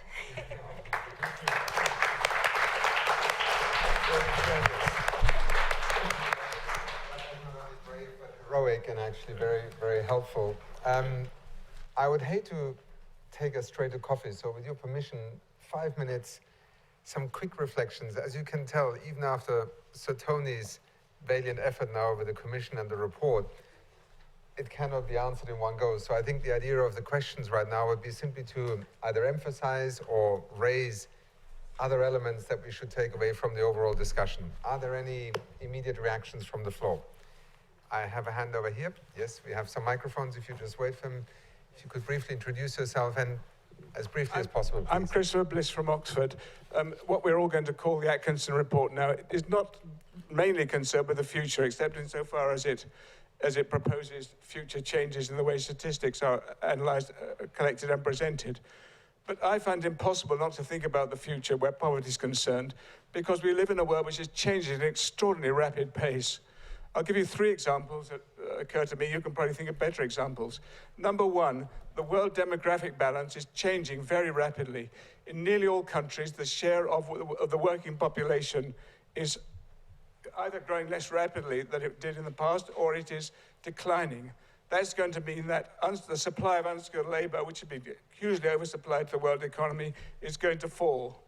I think that will have big effects. Number two, literacy is increasing. Already the world has passed the point at which more than 50% of the world's population is literate. And this also includes women. That, I think, will have radical effects. I hope so. So that will also have effects on the world price of different kinds of labour. Finally, this is a bad one, I fear. I fear that there's a world movement towards protection. The World Bank promoted and elsewhere promoted idea that free trade, although imperfect, is better than alternatives, is losing traction.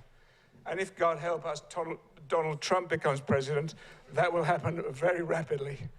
If that happens, it will be a disaster. It will be bad for the poor, particularly if they're producing, for example, agricultural goods on small plots. These will have lower prices on world markets. It won't help the US poor living in trailer parks in West Virginia. It won't do anything for them. It'll be a bad thing. And I'm much fearful in that regard. Thank you. Thank you. Thank you very much. Do I see another hand? Yes, the gentleman here, please.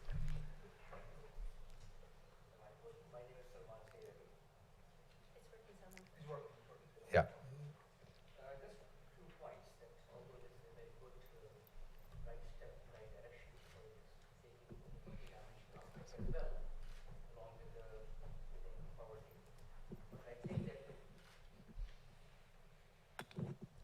I think that the report is overly focused on chapter 1, and chapter 2 is, which addresses the multidimensional. It's only complementary, as it is suggested over there as well. So what is the whole purpose of measuring poverty? We are not measuring poverty for the sake of measurement, but for some purpose. And the focus in the beginning, it says that it will concentrate on shared prosperity, but that shared prosperity element is somewhat missing. I agree with the presenters that coming out of poverty requires progress in all dimensions, whatever dimension you choose. It will not be simply the income dimension or 1 or 2.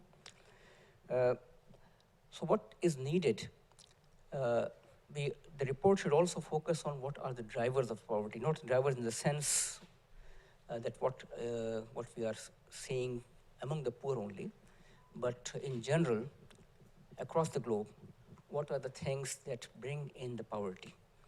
And mostly, these are 2 things. One is safety, security, which is political security as well as your life security, whatever. And the second is the hunger. The security from the... So if these 2 things are corrected, the prosperity or the chances of growth can be there and the people can come out of poverty. Thank you very much. Thank you. Do I see any more hands? Yes, lady here on the left.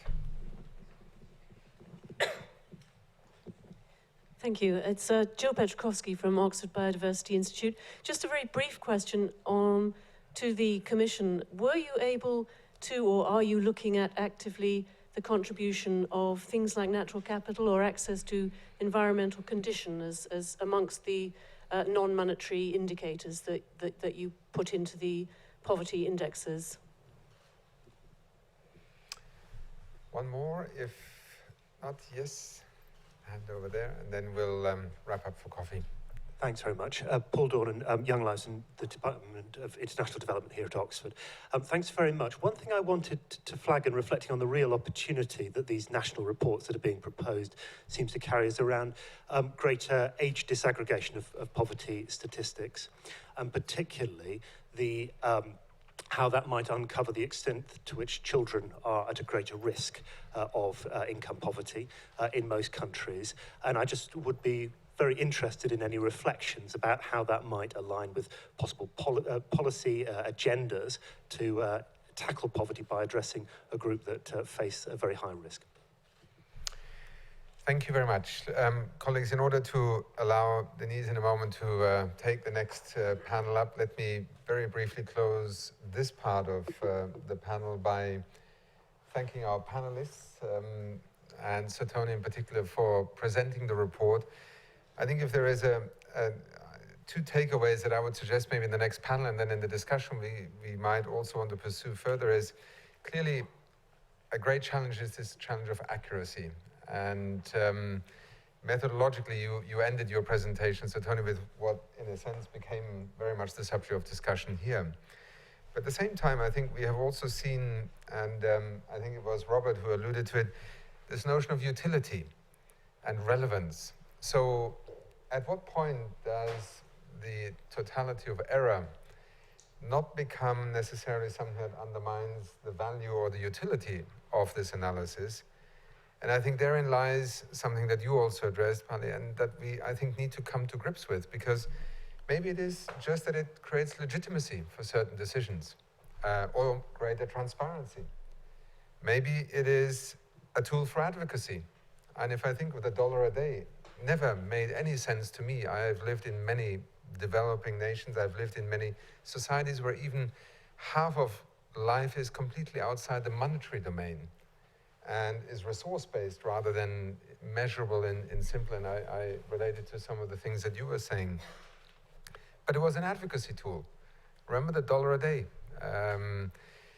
And I think what we probably have to work with in terms of the report, but also the role of a World Bank or a statistician general is, how do we try to understand better what we need to know without pretending that we will know what the reality of a poor person is? And a final thought on this, because, you know, listening to you as an economic historian, poverty over time can also become very different depending on whether you have, for instance, a welfare state in place. Because it is sometimes the crash from poverty into extreme poverty as a result of extreme weather events, earthquakes, whatever it may be, disease in your family, and insurance. Have these two phenomena fundamentally changed the implications of what poverty in income terms would mean? I think that's another important dimension. And perhaps the last thought, simply for those you might know where I have spent my last few years, I do think that the relationship to, particularly in the rural economies, to the ecological assets, the natural wealth, are integral to understanding poverty if you want to both see how it affects people, but also the way out of poverty. And I think often in statistics and in our income way of looking at it, and the economists' focus that Sir Tony alluded to, that has often been lost. With these remarks, can I suggest a quick cup of coffee, so to speak, and we continue at 10 past, and I thank Denise for then leading us in the next session. Thank you. Cup of coffee?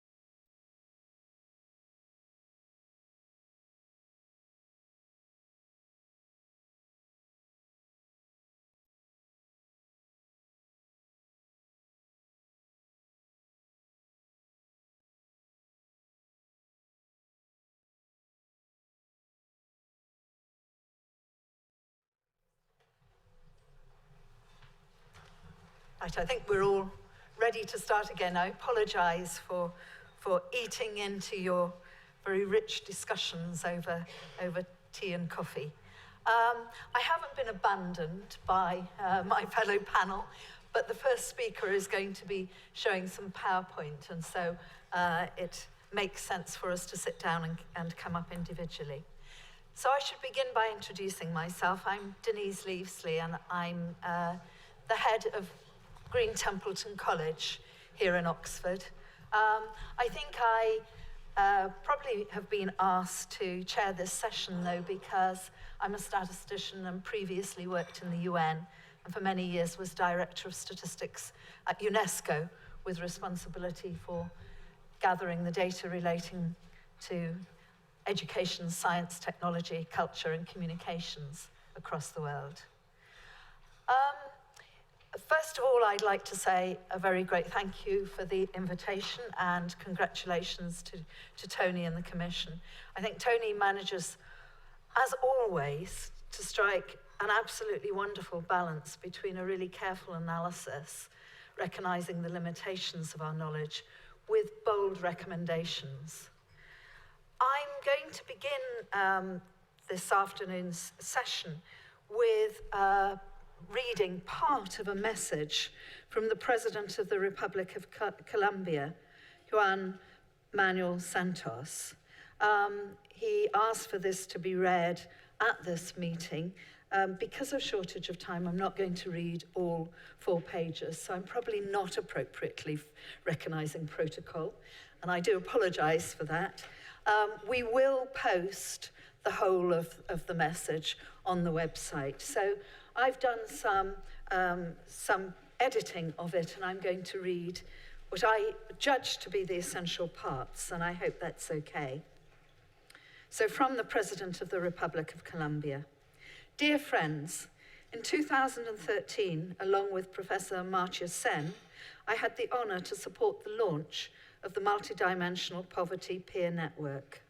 As President of Colombia, I took on the challenge of turning my country into one of the world's pioneers in applying the Multidimensional Poverty Index, the MPI, as an effective and compelling tool to fight poverty and reduce inequalities. Our economic growth over the past years, which we've strived to maintain in spite of the international economic turmoil, is translating into development and well-being for all the Colombian people. The multidimensional approach to the fight against poverty has enabled us to strengthen the actions of the state sectors and government entities. Moreover, the MPI has been a source of inspiration, driving social programs in the fields of education, employment, health, access to public services, housing, and welfare for children and youngsters. During the 6 years of our administration, 4.6 million Colombians have overcome poverty, whilst 2.6 million overcame extreme poverty. Colombia has embraced a very ambitious medium-term goal to be a country that has eradicated extreme poverty by 2025. It's a difficult but reasonable goal because we've made the decision and because we have the tools to accomplish it. And he ends with very warm thanks to the Commission on Global Poverty, chaired by Sir Tony Atkinson, as well as all the experts who work in different fields addressing the huge challenge of reducing the economic and social gaps in the world in pursuit of a happier and more prosperous societies. So thank you very much to the President for that speech. So turning to this afternoon's session, and I've got 4 speakers I'm going to call on in turn. I'm going to be quite strict with them over timing, I have to be. So it's between 10 and 15 minutes. If they can keep to the 10, that's really good. And the first speaker is Dean Jolliffe. He's a senior economist at the World Bank. He has extensive experience of the Living Standards Measurement Survey, which is one of the most important tools in the toolbox in the measurement of poverty. And Dean has written on the use of panel data in this regard, and also recently the impact on the 2014 release of the Purchasing Power Parities conversion factors on the integrity of the international goals. So I'm very pleased to pass across to Dean. Thank you. So thanks very much for the opportunity to speak here today. It's really a privilege for me to hear Tony discuss the launch of the report and to hear the esteemed panel give their feedback on this. I view my role here today as really to provide a synthesis of the World Bank's response to the cover note, or to the Atkinson report. So I just want to more or less stick to the comments that are in or an overview of the cover note, which is more or less our responses to the different recommendations in the report. Before going straight to the recommendations, though, I do think it's worth just stepping back and thinking a little bit about the overview that Tony mentioned for the Commission's work.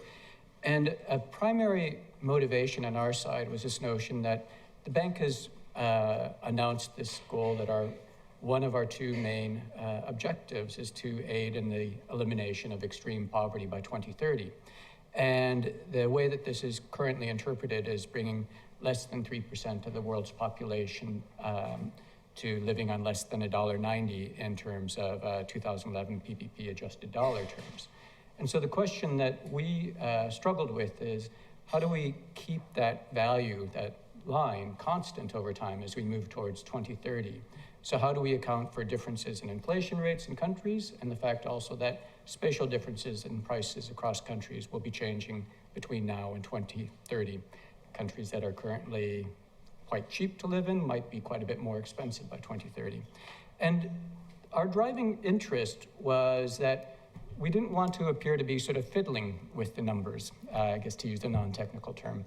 But it was really a phrase that we kept sort of referring to, is that we don't want to appear that we're moving the goalposts in this venture. And so, you know, I think we can't express enough sort of gratitude for the help that we've gotten and the sort of feedback and advice on how to proceed in that. But that is ultimately one of the key sort of objectives in this, is that we want to be seen as sort of a good mediator in terms of proper monitoring of this goal. And then the other part, which I think was quite one that we were very sort of keen to read, was sort of an open-ended question of, well, what else should we be doing? And that's really kind of the part to the report that's been a lot of fun for us to think about. And it's also been a lot of change, I think, at the bank in terms of how we think about poverty. So let me just go through the recommendations, and I'll keep my eye on my timer here. I think you can largely sort of take our responses to each of the recommendations to sort of fall into three different types of groups. Group one is, you could call yes, we agree, we're gonna implement it largely as stated, and we're going to implement it as quickly as we can, which for us tends to mean that we hope to have most of this done by the next reporting cycle of the poverty estimates. So that's about a year's timeline here. A second group we're calling recommendations that we really agree with conceptually, but they're calls for coordination between the World Bank and other international agencies. And so that's something that really requires the cooperation of other partners, getting them on board with some of these ideas, and also in many cases requires additional funding resources. And so we'll sort of highlight which ones we think those recommendations are. And there's a few where we just don't see them as recommendations that we intend on adopting. So I'll sort of express, I won't go through all 21, but I'll give a highlight, I think, of many of them, because I think it's pretty useful just to get a quick cut on how the bank is thinking about these. So the first one, which I quite like, is just to stop calling this the $1 a day line for the bank, or the $1.90 line. It's now valued at $1.90, and just start referring to it as the international poverty line, because part of the pure communication issue is that people get hung up on the changing value of this line. And I think it has to be true that we ensure that the underlying value is valid, and that we have a serious sort of review of that value. But in terms of our policy communications, we call it the international poverty line, and we couldn't agree with that recommendation more. And we think it's a nice sort of reflection of the breadth of the recommendations, that they go from really deep conceptual points to important and useful communication issues, and all of which have been incredibly helpful. The one that we are adopting, recommendation 2, which is a tremendous amount of work and does require a lot of resources on the bank side, is this notion that we should start producing country-specific national poverty reports. It will be about 2-page briefs for each country that tries to align and integrate estimates about national poverty rates and estimates of the international poverty rates. We just think saying that that's too much to take on, it would just be, it's just fundamental to the Atkinson report's recommendations to take this on, because all of the complementary indices that are being proposed in this report would feed into this type of 2-page report. So this is something that we'll start doing, and we actually have started doing it. We have started some of the recommendations in a new flagship report of the World Bank, the Poverty and Shared Prosperity Report. These briefs will be part of an online appendix to that report. Probably the most directly related to that first issue of how do we maintain the value of the $1.90 line up through 2030 in a credible way comes in recommendation 10, where the Commission is recommending that we essentially just lock in the values of the 2011 PPPs, which are the conversion factors that essentially equate the value of a fixed dollar amount into local currency units that are meant to convey the same purchasing power. Our reaction on that is we put it into group 1 that we do intend to do this, but we're stating sort of a caveat there. If we think that there's evidence that we have sort of a stabilization in the methodology of the PPP data collection, where we have evidence of 2 successive rounds of PPP data collection coming in ways where we think methodological changes are not the source of the change in the spatial price of countries, that we'll consider reintroducing the PPP data at a later point in time. But certainly in the short run, we intend to sort of lock in these 2011 PPPs. And it's worth keeping note that the Atkinson report is very clear that, look, if you account for differentials inflation rates across countries to be the source of the increases in the value of the international poverty line, that will account for changing differences in country differences in price levels. And I do think that's a worthwhile point that we include that. Okay, so let me go real quickly with one more set of Group 1 recommendations. So there's a lot of recommendations about including complementary measures of poverty. And this is an area that's really pretty exciting because it's a sort of significant change in how the bank thinks about measuring poverty. The first to which there was no disagreement that we should include the poverty gap in the analysis. Now, the comments from the panel about this being a more data demanding measure than the headcount strikes me as completely correct. But we also think there's still informational content in that measure, and so we intend to start including that. The one that I've been linked to recently is the introduction of the societal global poverty line. So we do intend to start using something that's what we're calling a weekly relative poverty line. So a country-specific poverty line that increases in value as the income of the country increases. And that's a pretty dramatic change from how the bank thinks about poverty estimates. Now we're going to complement that as well with additional fixed lines that are higher in values for middle income countries. So they're relative in the sense that they're higher for they're just higher value lines than the extreme poverty line. And this is a little bit of finding a balance between the need of just having a series of different poverty measures that are relevant for different types of countries and different situations. We also intend to start including non-monetary dimensions of well-being. And so for our language right now on introduction of the MPI measure is that we'll look at 3 non-monetary domains: education, health, and access to basic services. But we do, as James and Sabina both commented, intend to also look at jointly the consumption and income dimensions of well-being in that MPI measure. Now, our view is that our fundamental interest is in looking at the overlaps of these measures, and so we are fundamentally interested in understanding how these non-monetary domains do interact with the monetary domains. All right, I'm going to skip that there. I'll make a quick comment on some where we're in agreement, but we think there is need for partnerships. So the recommendation on working with the UN to assess the fitness of the population data, I'll say this is something that we intend to work on and we have started working on.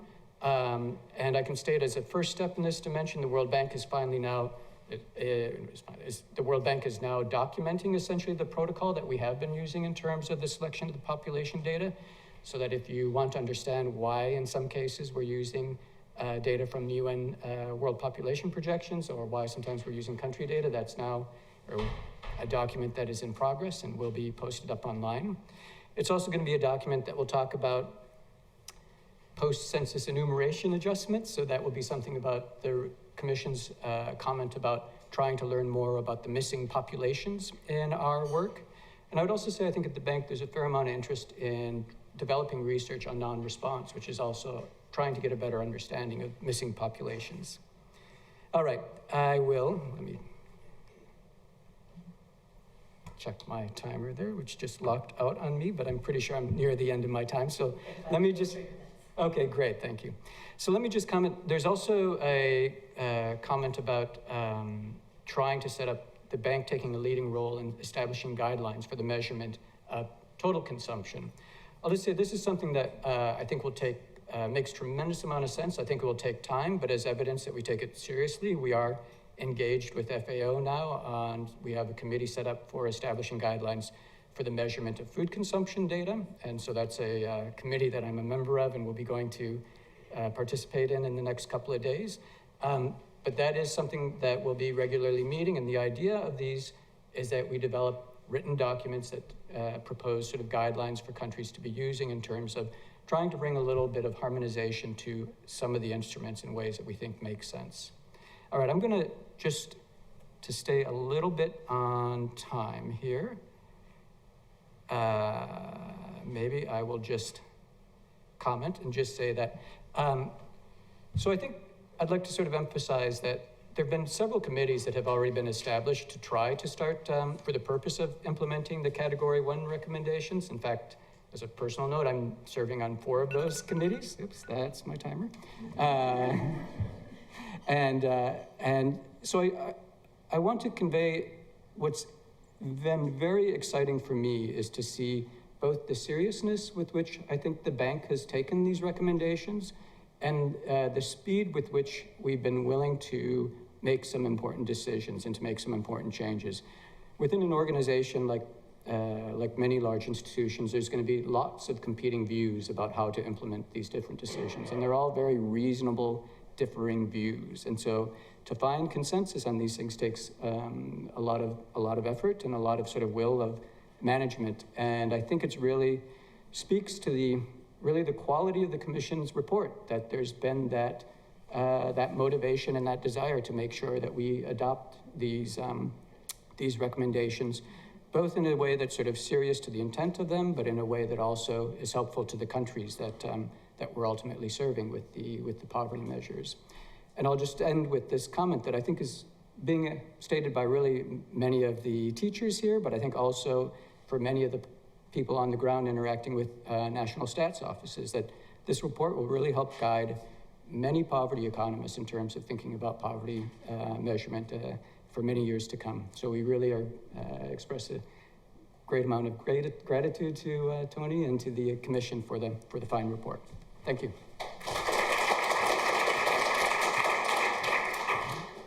Thank you very much, Dean. That was very impressive in terms of time, but also incredibly positive reaction to the report. Very helpful, and I do appreciate what has been entailed in getting an organisation like the World Bank to move so quickly.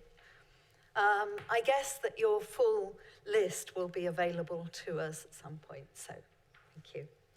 So our next speaker is Stefan Dercon, who is Professor of Economic Policy here at the Blavatnik School of Government, but he's also Chief Economist at DFID, and he was a member of the Commission. He's a development economist, applies microeconomics and statistics to problems of development. His interests are very diverse. I mean, of course, risk and poverty, etc. Lots of things. Quite pertinent for this. Okay, thank you. Well, in the interest of time, I'm going to probably talk quite fast, but I'm glad that this kind of declaration of interest is declared as well, in the sense, you know, I'm not just here in Oxford, and I'm also at DFID. I was actually a bit involved I was there when the idea of the commission was born, and when some of the discussions took place before. And so I will want to actually briefly reflect on a little bit of the background. I want to say a few things of, you know, why this thing is important, but I also want to say why it's not as important sometimes as it made to believe. You know, what I mean is, with poverty measured, it's important, but I want to qualify a little bit, but it's absolutely not a criticism of Tony's report. It's actually on the contrary. I think what is great about the report is that because it is so careful, it can actually move a lot of discussions that sometimes are terribly sterile and not very useful around poverty, to actually move it forward. But I will also mention a couple of the risks that we have with the approach that is taken once we start implementing these things.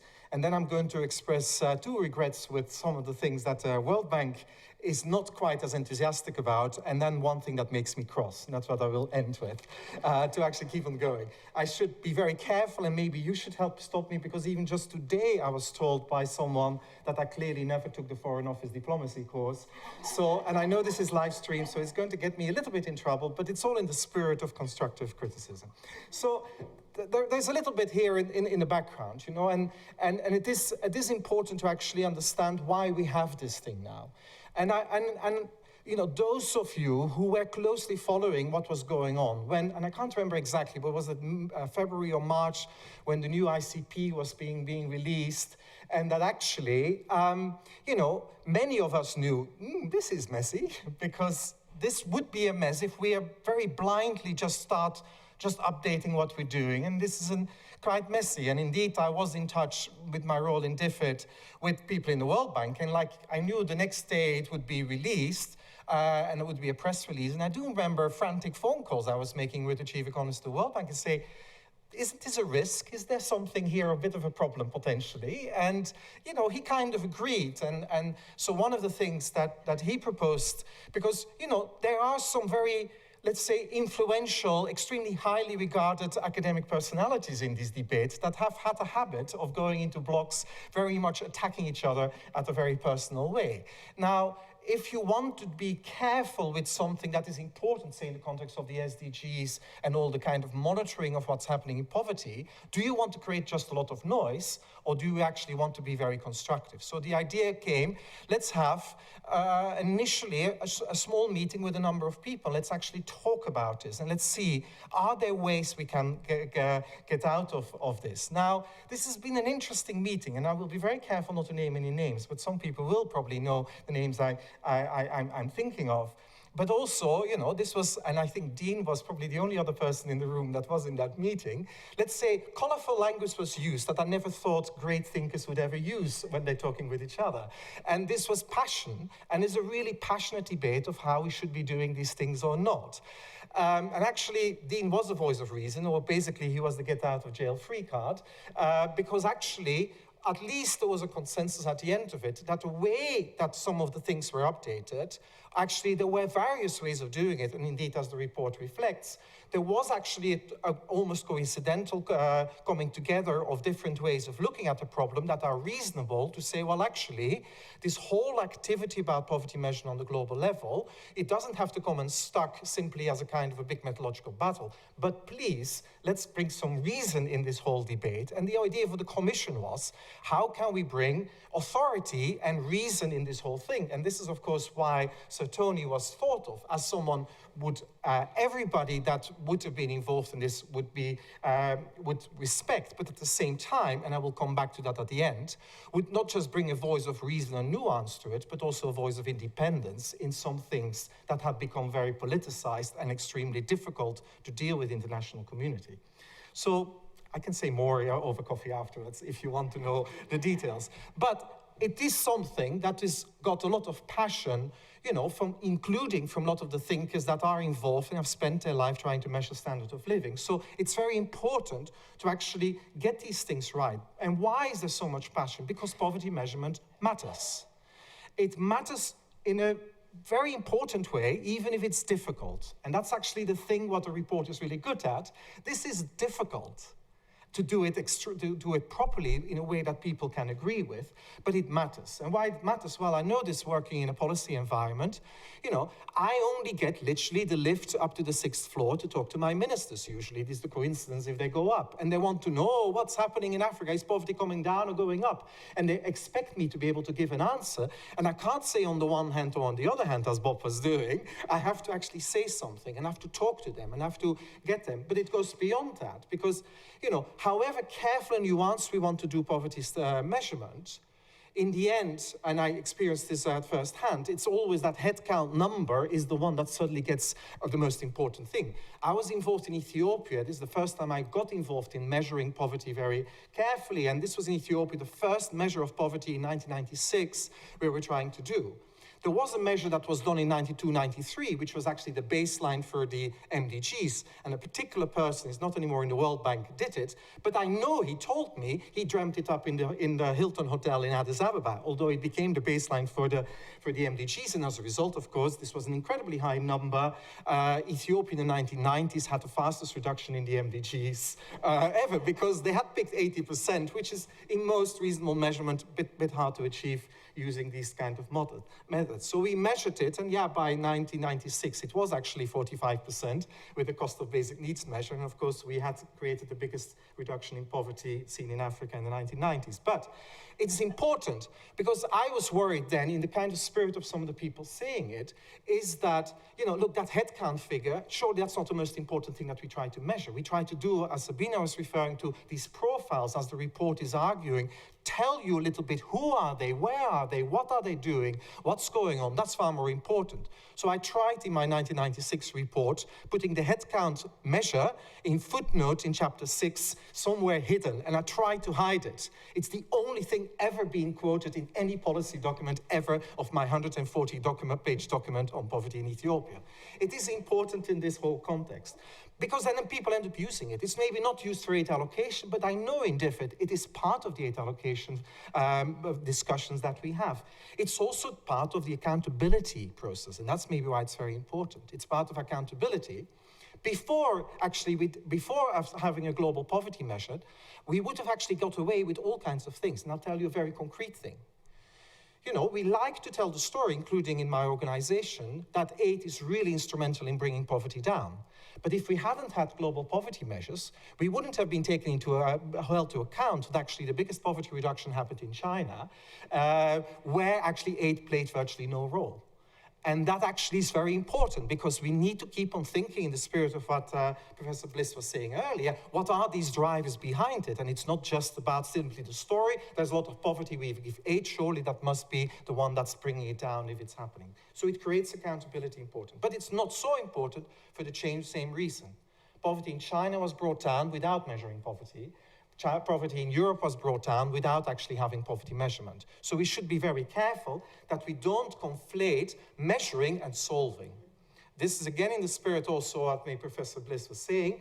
You know, and there was a time actually when I started working on poverty that probably 98% of poverty research was about measurement, and virtually nothing on anything else. These days, with better data and with better thinking about it, at least this balance is being redressed. We also ask much more, why are we doing it? So I'm not trying to say it's not important, but we need to ask the question, why we do it, you know? Finding high poverty doesn't mean that simply doing transfers, as Natalie reminded us earlier, is the right solution to solving poverty. It may be international trade, it may be thinking about unskilled labor markets or something, and it's not just about transfers. So this is important, but not so important. But still in the report is really helpful, because it helps us to start thinking about why we are measuring particular ways that we measure it. We may measure relative poverty for another reason than if we measure a global standard. If we are measuring multidimensional poverty, we may do it because we have other things in mind. And indeed, by being very clearly saying there's a reason why we do global, but there's also good reasons to link it back to the dialogue about national and to actually bring on multidimensionality is important, because we have various things that we need to monitor because they all have information content for us that will tell us what to do. So in that sense, the report is excellent, excellent because it allows us to monitor the actions that are taken rather than having some vague conflated concept that actually doesn't help us in the debates and discussions in particular settings. However, there's some risk with it. The more different things we end up measuring, the harder I get it in the lift when it goes to the 6th floor. Lots of measures, it's actually even worse. It basically gives you get out of jail cards because you pick the measure that suits you for what's going on. Every country will now get progress in some of these measures. And we'll see that actually if we're not careful, if we are not being critical about it, that it will be mined and used in various ways. So good, and that's actually a bit of the trade-off. Limited amounts of measures that actually you know exactly what they mean, but you can't easily mine them for your policy purposes relative to an awful lot. So that's my risk. We just need to be aware of. Regrets, I have a few. That is the work the things that Dean was mentioning. I wish there were, although they do, they suggest they go further, but there is a huge job of coordination to be happened with different bodies, with the UN statistical agencies, with the things. It's mentioned, I wish even that the report had gone further. We're wasting massive amounts of money with surveys that are being done, paid for by different donors, that use slightly different questions, so you could never compare them. You couldn't use them in OPHI, you couldn't use them in the World Bank, you couldn't use them for anything. Why can't we actually really get to 20 questions that are identical, and that we almost say any donor money used, they have to be in it, otherwise you can't do your service. We could have far more good monitoring of poverty in any dimension you want, on the income poverty or in the multidimensional, if we were a bit firmer about it. So in a sense, I know mandates and all that stuff comes into it. The UN and the World Bank not always talk as well as they could, and it's not very clear whose mandate it is. Then another regret is actually the kind of lukewarm response to some of the questions Bob was saying, not so much on the ICP, which I welcome to also be critical about. However, in this case about, should we actually try to ground truth and interpret much better what actually we're saying? And this basic needs type of measures can help us with it. Yes, there's a can of worms there. I remember as a researcher in Ethiopia, I tried to do this, and it was an absolute disaster. So actually, I wish you well if you try to do it. Even in one country, it's extremely hard because diets are different. And how you deal with it. I know in the south of the country, they're eating a more expensive diet than in the north. How am I going to do this? And this is where I get worried, because diets reflect tastes.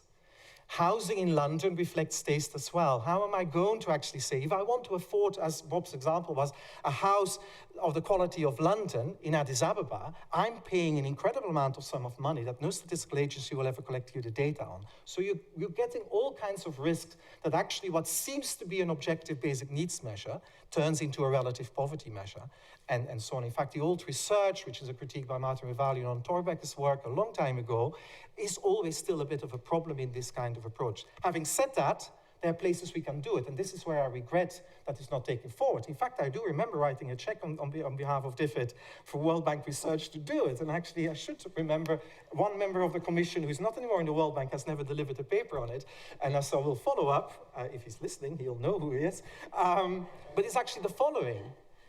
Why don't we do, at the minimum, do a ground truthing, say, between Nigeria and Benin, and between Zambia and Zimbabwe, countries that are near to each other? What actually are these poverty lines buying? And in fact, we did the back of the envelope. They buy you surprisingly different things, even though they should be neighboring countries with similar diets. So the exercise should be done, not maybe globally, but locally, and do a much better comparison. And then finally, I know I'm running out of time, is the thing that I get a little bit cross about. And that's the last recommendation, and I know Dean wasn't being malicious, but he didn't mention the things he didn't agree with. Didn't have time, so therefore I want to mention it to you. The World Bank does not want to actually follow a very simple recommendation, that given there's so many players involved, ICP, World Bank, UN, on the data, but also passionate debates on the methods and so on, is to actually saying, why don't you get actually some form of scrutiny externally to it in the way you do it? Now, I understand that the World Bank likes to say that they will handle everything internally. And indeed, they have a board. But I think the board is appropriate, with all the shareholders representatives, to fight fights as they may well be doing, or indeed they may already have done, I don't know, about, say, the contents of the World Development Report on political economy, because, you know, China sits there, Europe sits there. Arguably, they will argue, and that is fine, but these are more political decisions. But this is more about technocratically, can we do these things right? And I wish the World Bank would be more happy to get external review and external bodies that can help to scrutinize on things that are fundamentally technocratic issues. And so I would hope that they will revise this, because it makes me a little bit cross that, again, they have not welcomed that kind of recommendation. Thank you.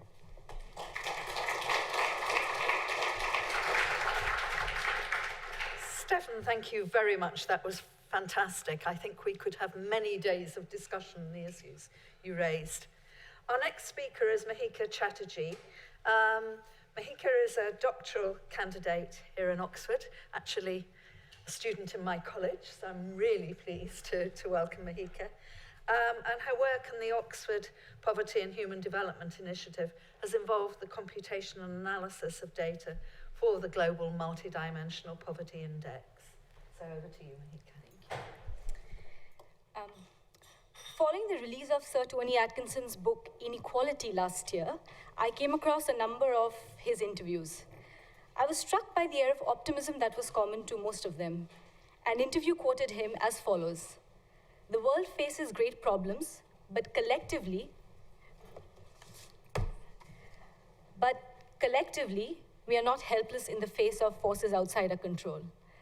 I think the Commission's report under discussion today and the World Bank's response embody much of the spirit of collective action at one level that Sir Tony so firmly believes in. In November 2015, as part of my doctoral work, I interviewed a 45-year-old Dalit or scheduled caste laborer in Aurangabad district of Maharashtra. His family of 6, old parents, sister and her 2 children, and he, live in a house of 2 adjacent rooms. He works as part of a group of laborers who unload trucks that bring raw materials to the industrial area situated close to his village. When I asked how he sources his job, Veera, not his real name, said, "Oh, we go to the highway intersection and wait for the trucks. When they appear, we flag them. Sometimes we run behind them. Well, the younger boys run now. But we have to show up on the highway. No show means no work. No truck means no work." Veera is what they call in Maharashtra a Hamali worker. In Veera's household, no adult has completed secondary education, and his Hamali income runs the family. Maharashtra is the 2nd richest state in India using the per capita income metric, and one of the more industrialized. It has seen an income growth of 12.3% between 2012-13 and 2013-14. Yet the release of the latest round of national health surveys shows that in Maharashtra, 36% of the children under the age of 5 are underweight, a decrease of only 1 percentage point in the last decade. During the same period, income per capita grew at an average of 7.25% annually at constant prices. Only this year, 245 children died of undernutrition in Palghar district, about 100 kilometers from Mumbai, its capital.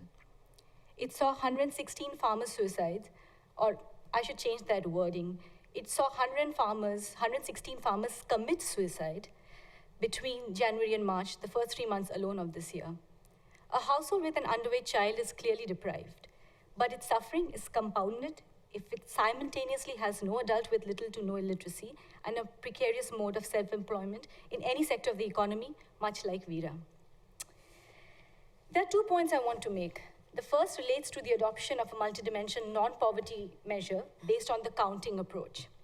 The explicit showcasing of non-monetary measures, like a multidimensional poverty index, in a complementary list of poverty indicators would weave the failures to achieve basic and vital human functionings like health, education, housing, employment into the mainstream lexicon of poverty.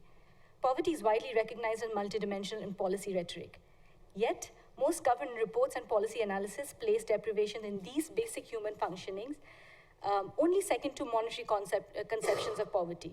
Malnutrition, illiteracy, access to sanitation, housing are usually part of an adjunctive social indicators list on most policy documents. I recognize that the classification of these deprivation as social indicators has drawn attention to how they can be addressed through redistributive public policies, but I also firmly believe that wedding them into the taxonomy of poverty is going to be significant. The official inclusion of non-monetary poverty measures by the bank has the capacity to reinforce the parity between monetary and non-monetary deprivations that both deserve comparable, determined, and concerted responses. It will also bring into view structures and institutions alongside policy interventions when addressing basic human deprivations. The second point I want to make is in relation to some key dimensions missing from the non-monetary measure from the bank that it is set to adopt. Of the dimensions recommended by the Commission for the non-monetary poverty measure, 3, nutrition, personal security, and employment, are not being incorporated at the moment due to data constraints. Indeed, data on these dimensions are rarely included in consumption or income poverty surveys. However, I sincerely hope that nutrition, security, and employment data will be top on the list of survey modules to be developed, that surveys including these deprivation alongside health, education, living standard will shortly appear, and that they will be included in poverty measures sooner than later. The expansion of concepts and methods of poverty measurement at the bank will hopefully serve as a fresh nudge for data revolution at the national and subnational levels of various countries. In a context like that of India, where 40% children under the age of 3 were found to be underweight in 2005-2006, a gap of over 10 years for the next round of nationally representative official survey on nutrition is, to say the least, problematic. By no means do I underestimate the demands of rigorous data collection, and I do recognize a rather long tradition of rich data gathered and made available for research by the Government of India. However, the effort for more frequent and systematic data collection on nutrition, work, and physical safety cannot possibly be overemphasized. I hope the urgency to monitor poverty globally on a more frequent basis and comprehensively is heightened through this effort. As a user of poverty statistics, I wholeheartedly welcome the recommendations of the report, the endeavor of the bank to have commissioned it in the first place, and the acceptance of many of the recommendations. Measurement is the first vital step in tackling poverty and inequality. As challenging as it is, I am invigorated by Sir Tony Atkinson's belief that collectively we are not helpless. Thank you.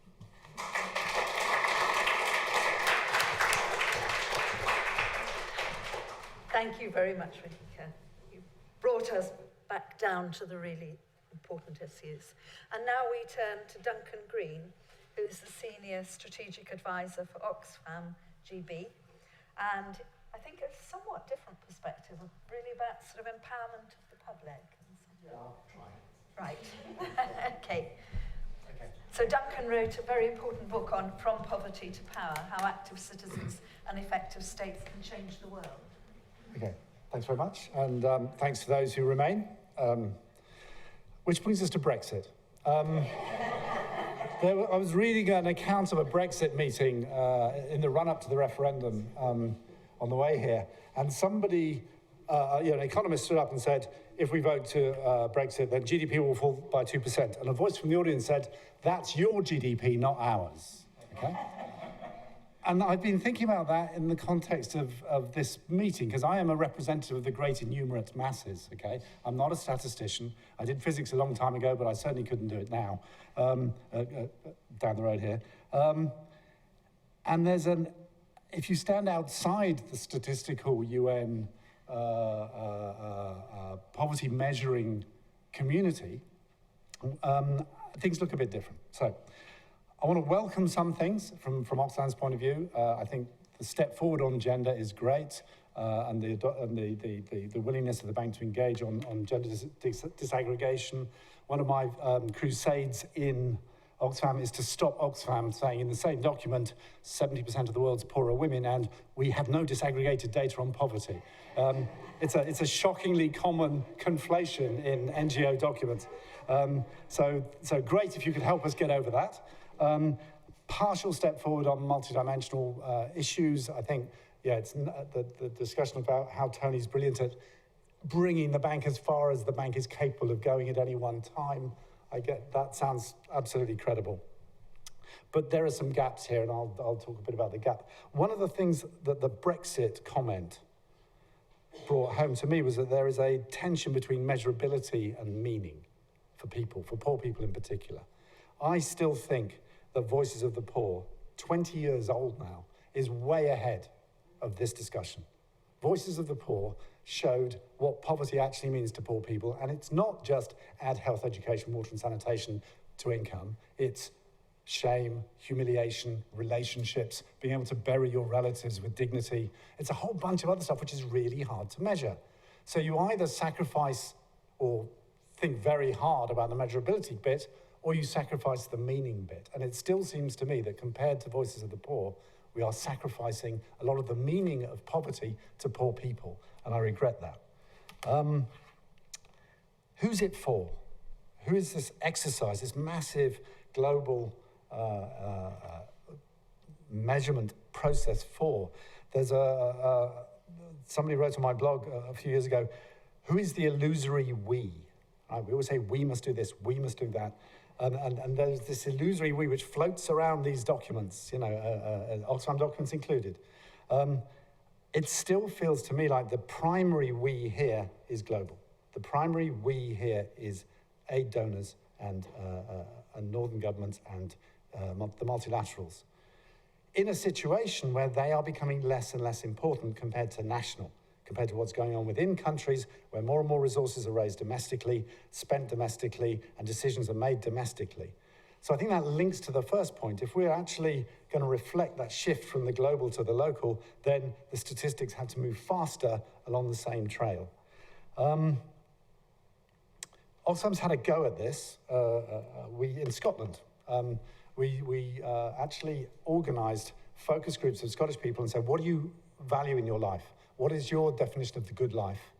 And then we found the closest possible proxies to it and assembled a participatory index of well-being in Scotland, and then looked at it in terms of how it changed relative to GDP.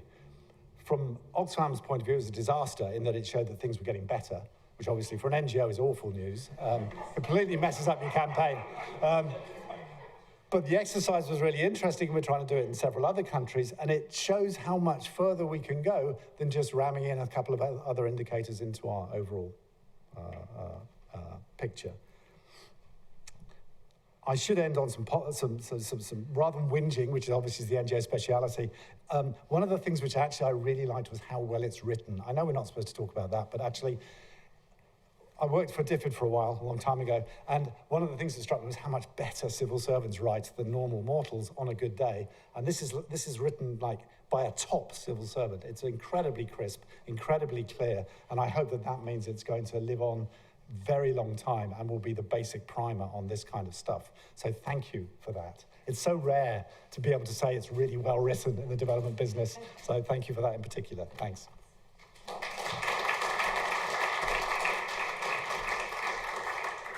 Thank you very much, Duncan. I think one of the themes across this session has been honesty, hasn't it? It's been remarkable, fantastic.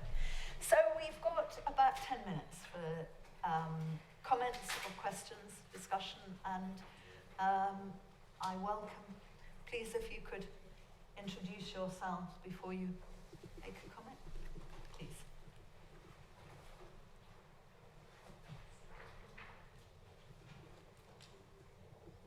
Meera Lal.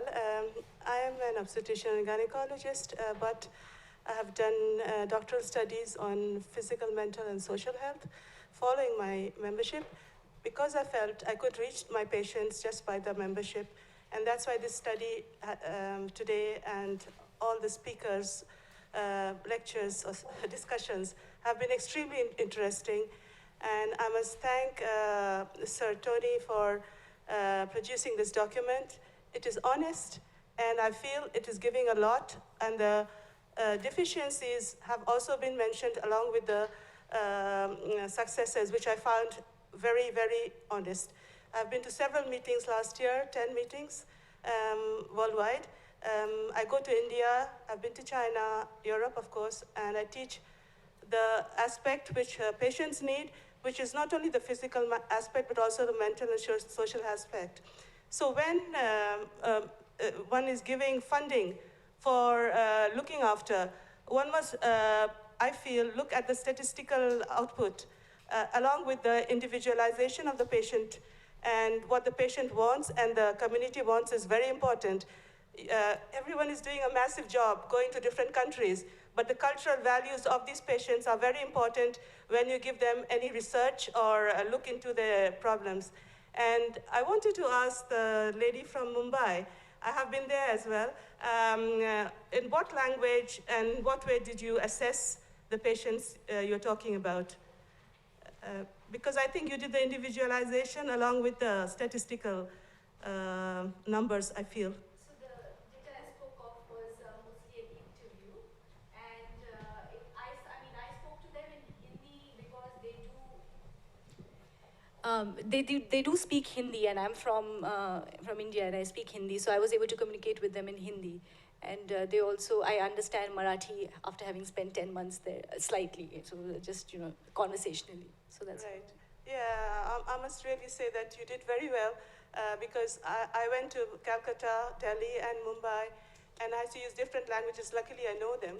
And I translated some of the work from English into the language, local language, and then got it back to see if it is accurate enough. Did you manage to do something like that? Yes, so I worked with a translator who was also with me when I realized, at times when they were not conversant in Hindi, I did work with a translator, and it worked out fine between. Thank you for your comment. Anybody else want? Please, gentlemen. I'm Campbell, Oxford Department of International Development from Mozambique. I have a question, which is a general question, but maybe more to Duncan Green, as I've read his book on how does change happening from power to power. And one of the things that is mentioned in that book is that the two key things needed is institutional enforcement and also active citizens, in the sense that people that can actually influence decision-making process. And that is one of the things that is lacking in general in Africa, but in Mozambique especially. So I don't want to take it to Mozambique, I'm speaking generally. And I know that most of the global anti-poverty strategies encompasses also institutional strengthening and also capability training. But the changes doesn't seem to happen the same level as the investment on that. So what else is missing? Duncan, do you want to take that? Please do. Thanks. I'll actually tie that into this conversation a bit more closely, which is, if you think that that you need active citizenship and effective states, and it's essentially the social contract at national level and how that develops that will determine the fate of the government and the fate of the society, and aid is secondary always in these situations, then the question for something like stats and measurement is to what extent does it feed into the development of the social contract? And if you just take a look at, for example, something like this, the SDGs, I think the entire design of the SDGs largely ignored whether they were going to be useful or not in local and national political debates. The entire design was driven by the UN and the statistical project. Some of it may accidentally be useful at national level, but that was not how it was designed. So, for example, what you want is league tables, regional league tables which show that Bangladesh is doing much better than India. What you don't need is Jeff Sachs standing up banging on in New York every 2 years in terms of influencing national change. So I think that's one example where if we were thinking more about the national politics and national political change, we might think differently about some of these other issues we're working on. Okay, thank you. Please.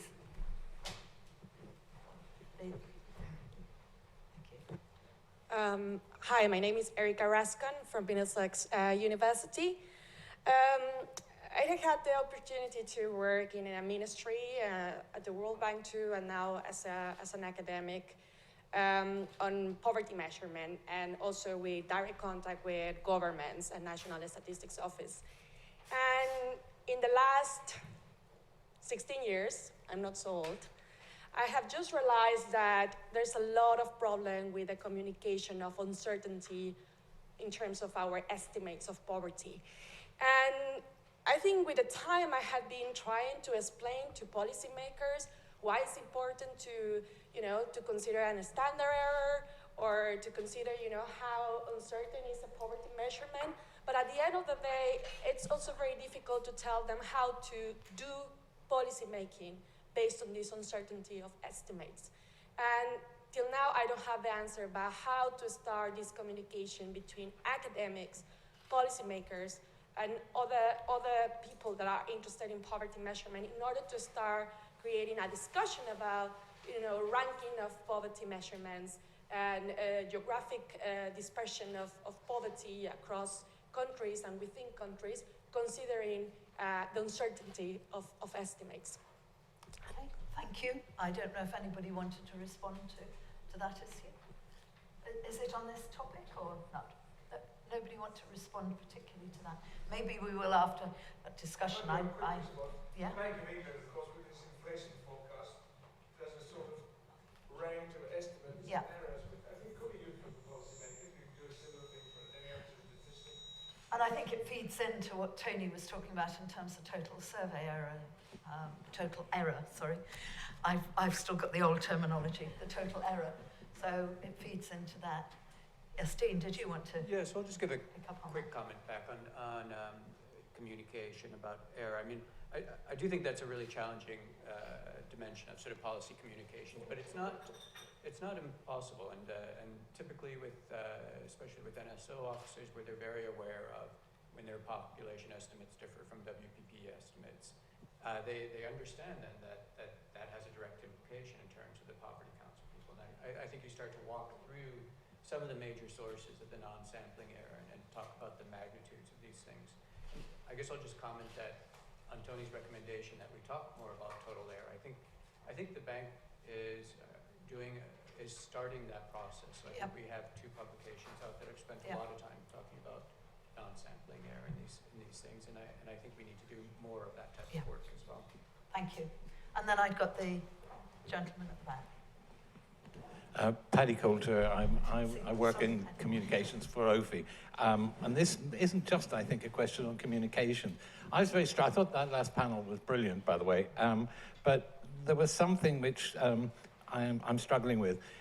I was very taken by Mahika's passionate plea to add dimensions like employment and nutrition to the non-monetary domains that are measured. But then we have really what I see from the bank and indeed from Tony's report, really echoed by Stefan. Poor Stefan has to explain things in a lift with the Secretary of State so that only a small limited number of measures can be contemplated. But yet Duncan, as he leaves, had that plea that we're ignoring the voices of the poor and gave us another list. So how are we to reconcile these 2 conflicting pressures? If we are to stay loyal to the voices of the poor, this is pushing us to a much larger basket of measures than certainly would satisfy our current Secretary of State on the lift going up to the 6th floor. Thank you, Paddy. I think I'm probably going to end the discussion there. I think Paddy's identified one of the tensions. Another of the tensions that we were talking about earlier was the tension between the cross-national data, in particular for providing a global picture and for advocacy purposes and so on, and the locally owned, locally recognized, locally specific data. And so there are a number of tensions in this. Tony, you've had a really rich discussion of your report. I hope you're feeling very proud and pleased of how positive a reception it's received. And I think that one of the indicators of this meeting is that there will be continued discussion and it will be continuing to influence both teaching and research and policy. We mustn't miss out the policy part. Did you want to say any final words? Please. Has somebody got a... thank you, thank you.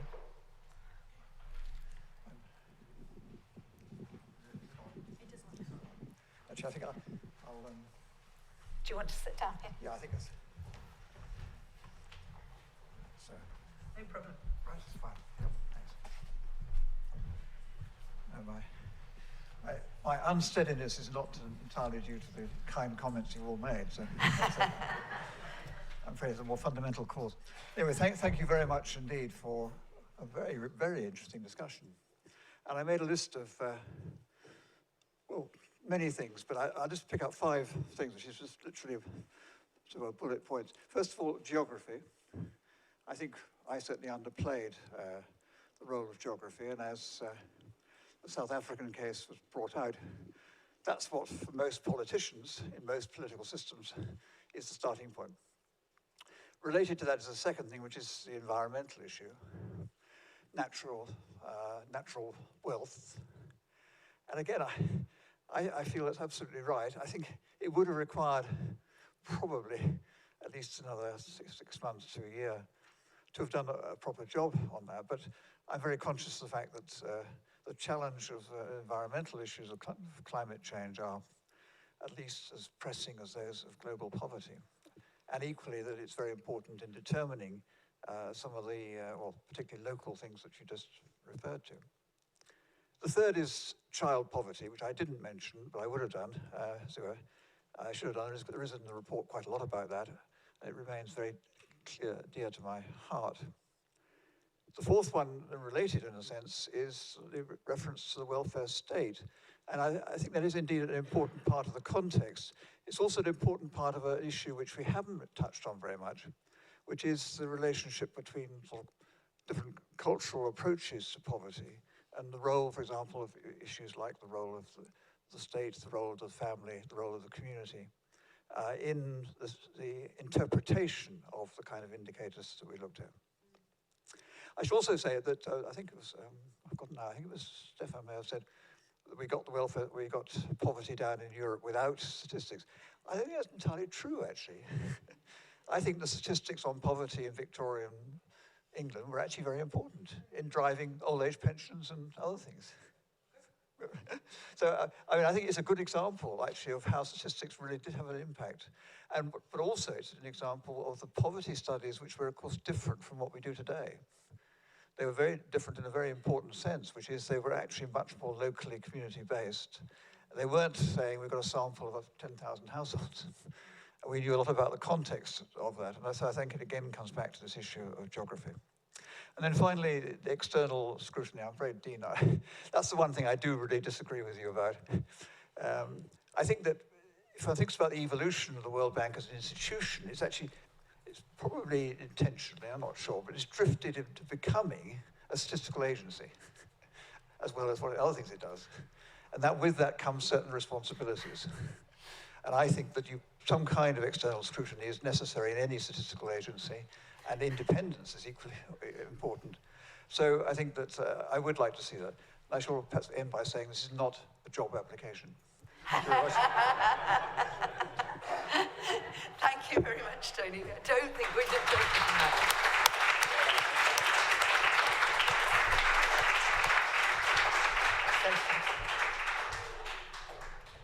That was absolutely magnificent. Sabina, I need to thank you for the organisation of this afternoon and your colleagues and helpers. So thank you all. Can you also ask? Thank you. Thank you.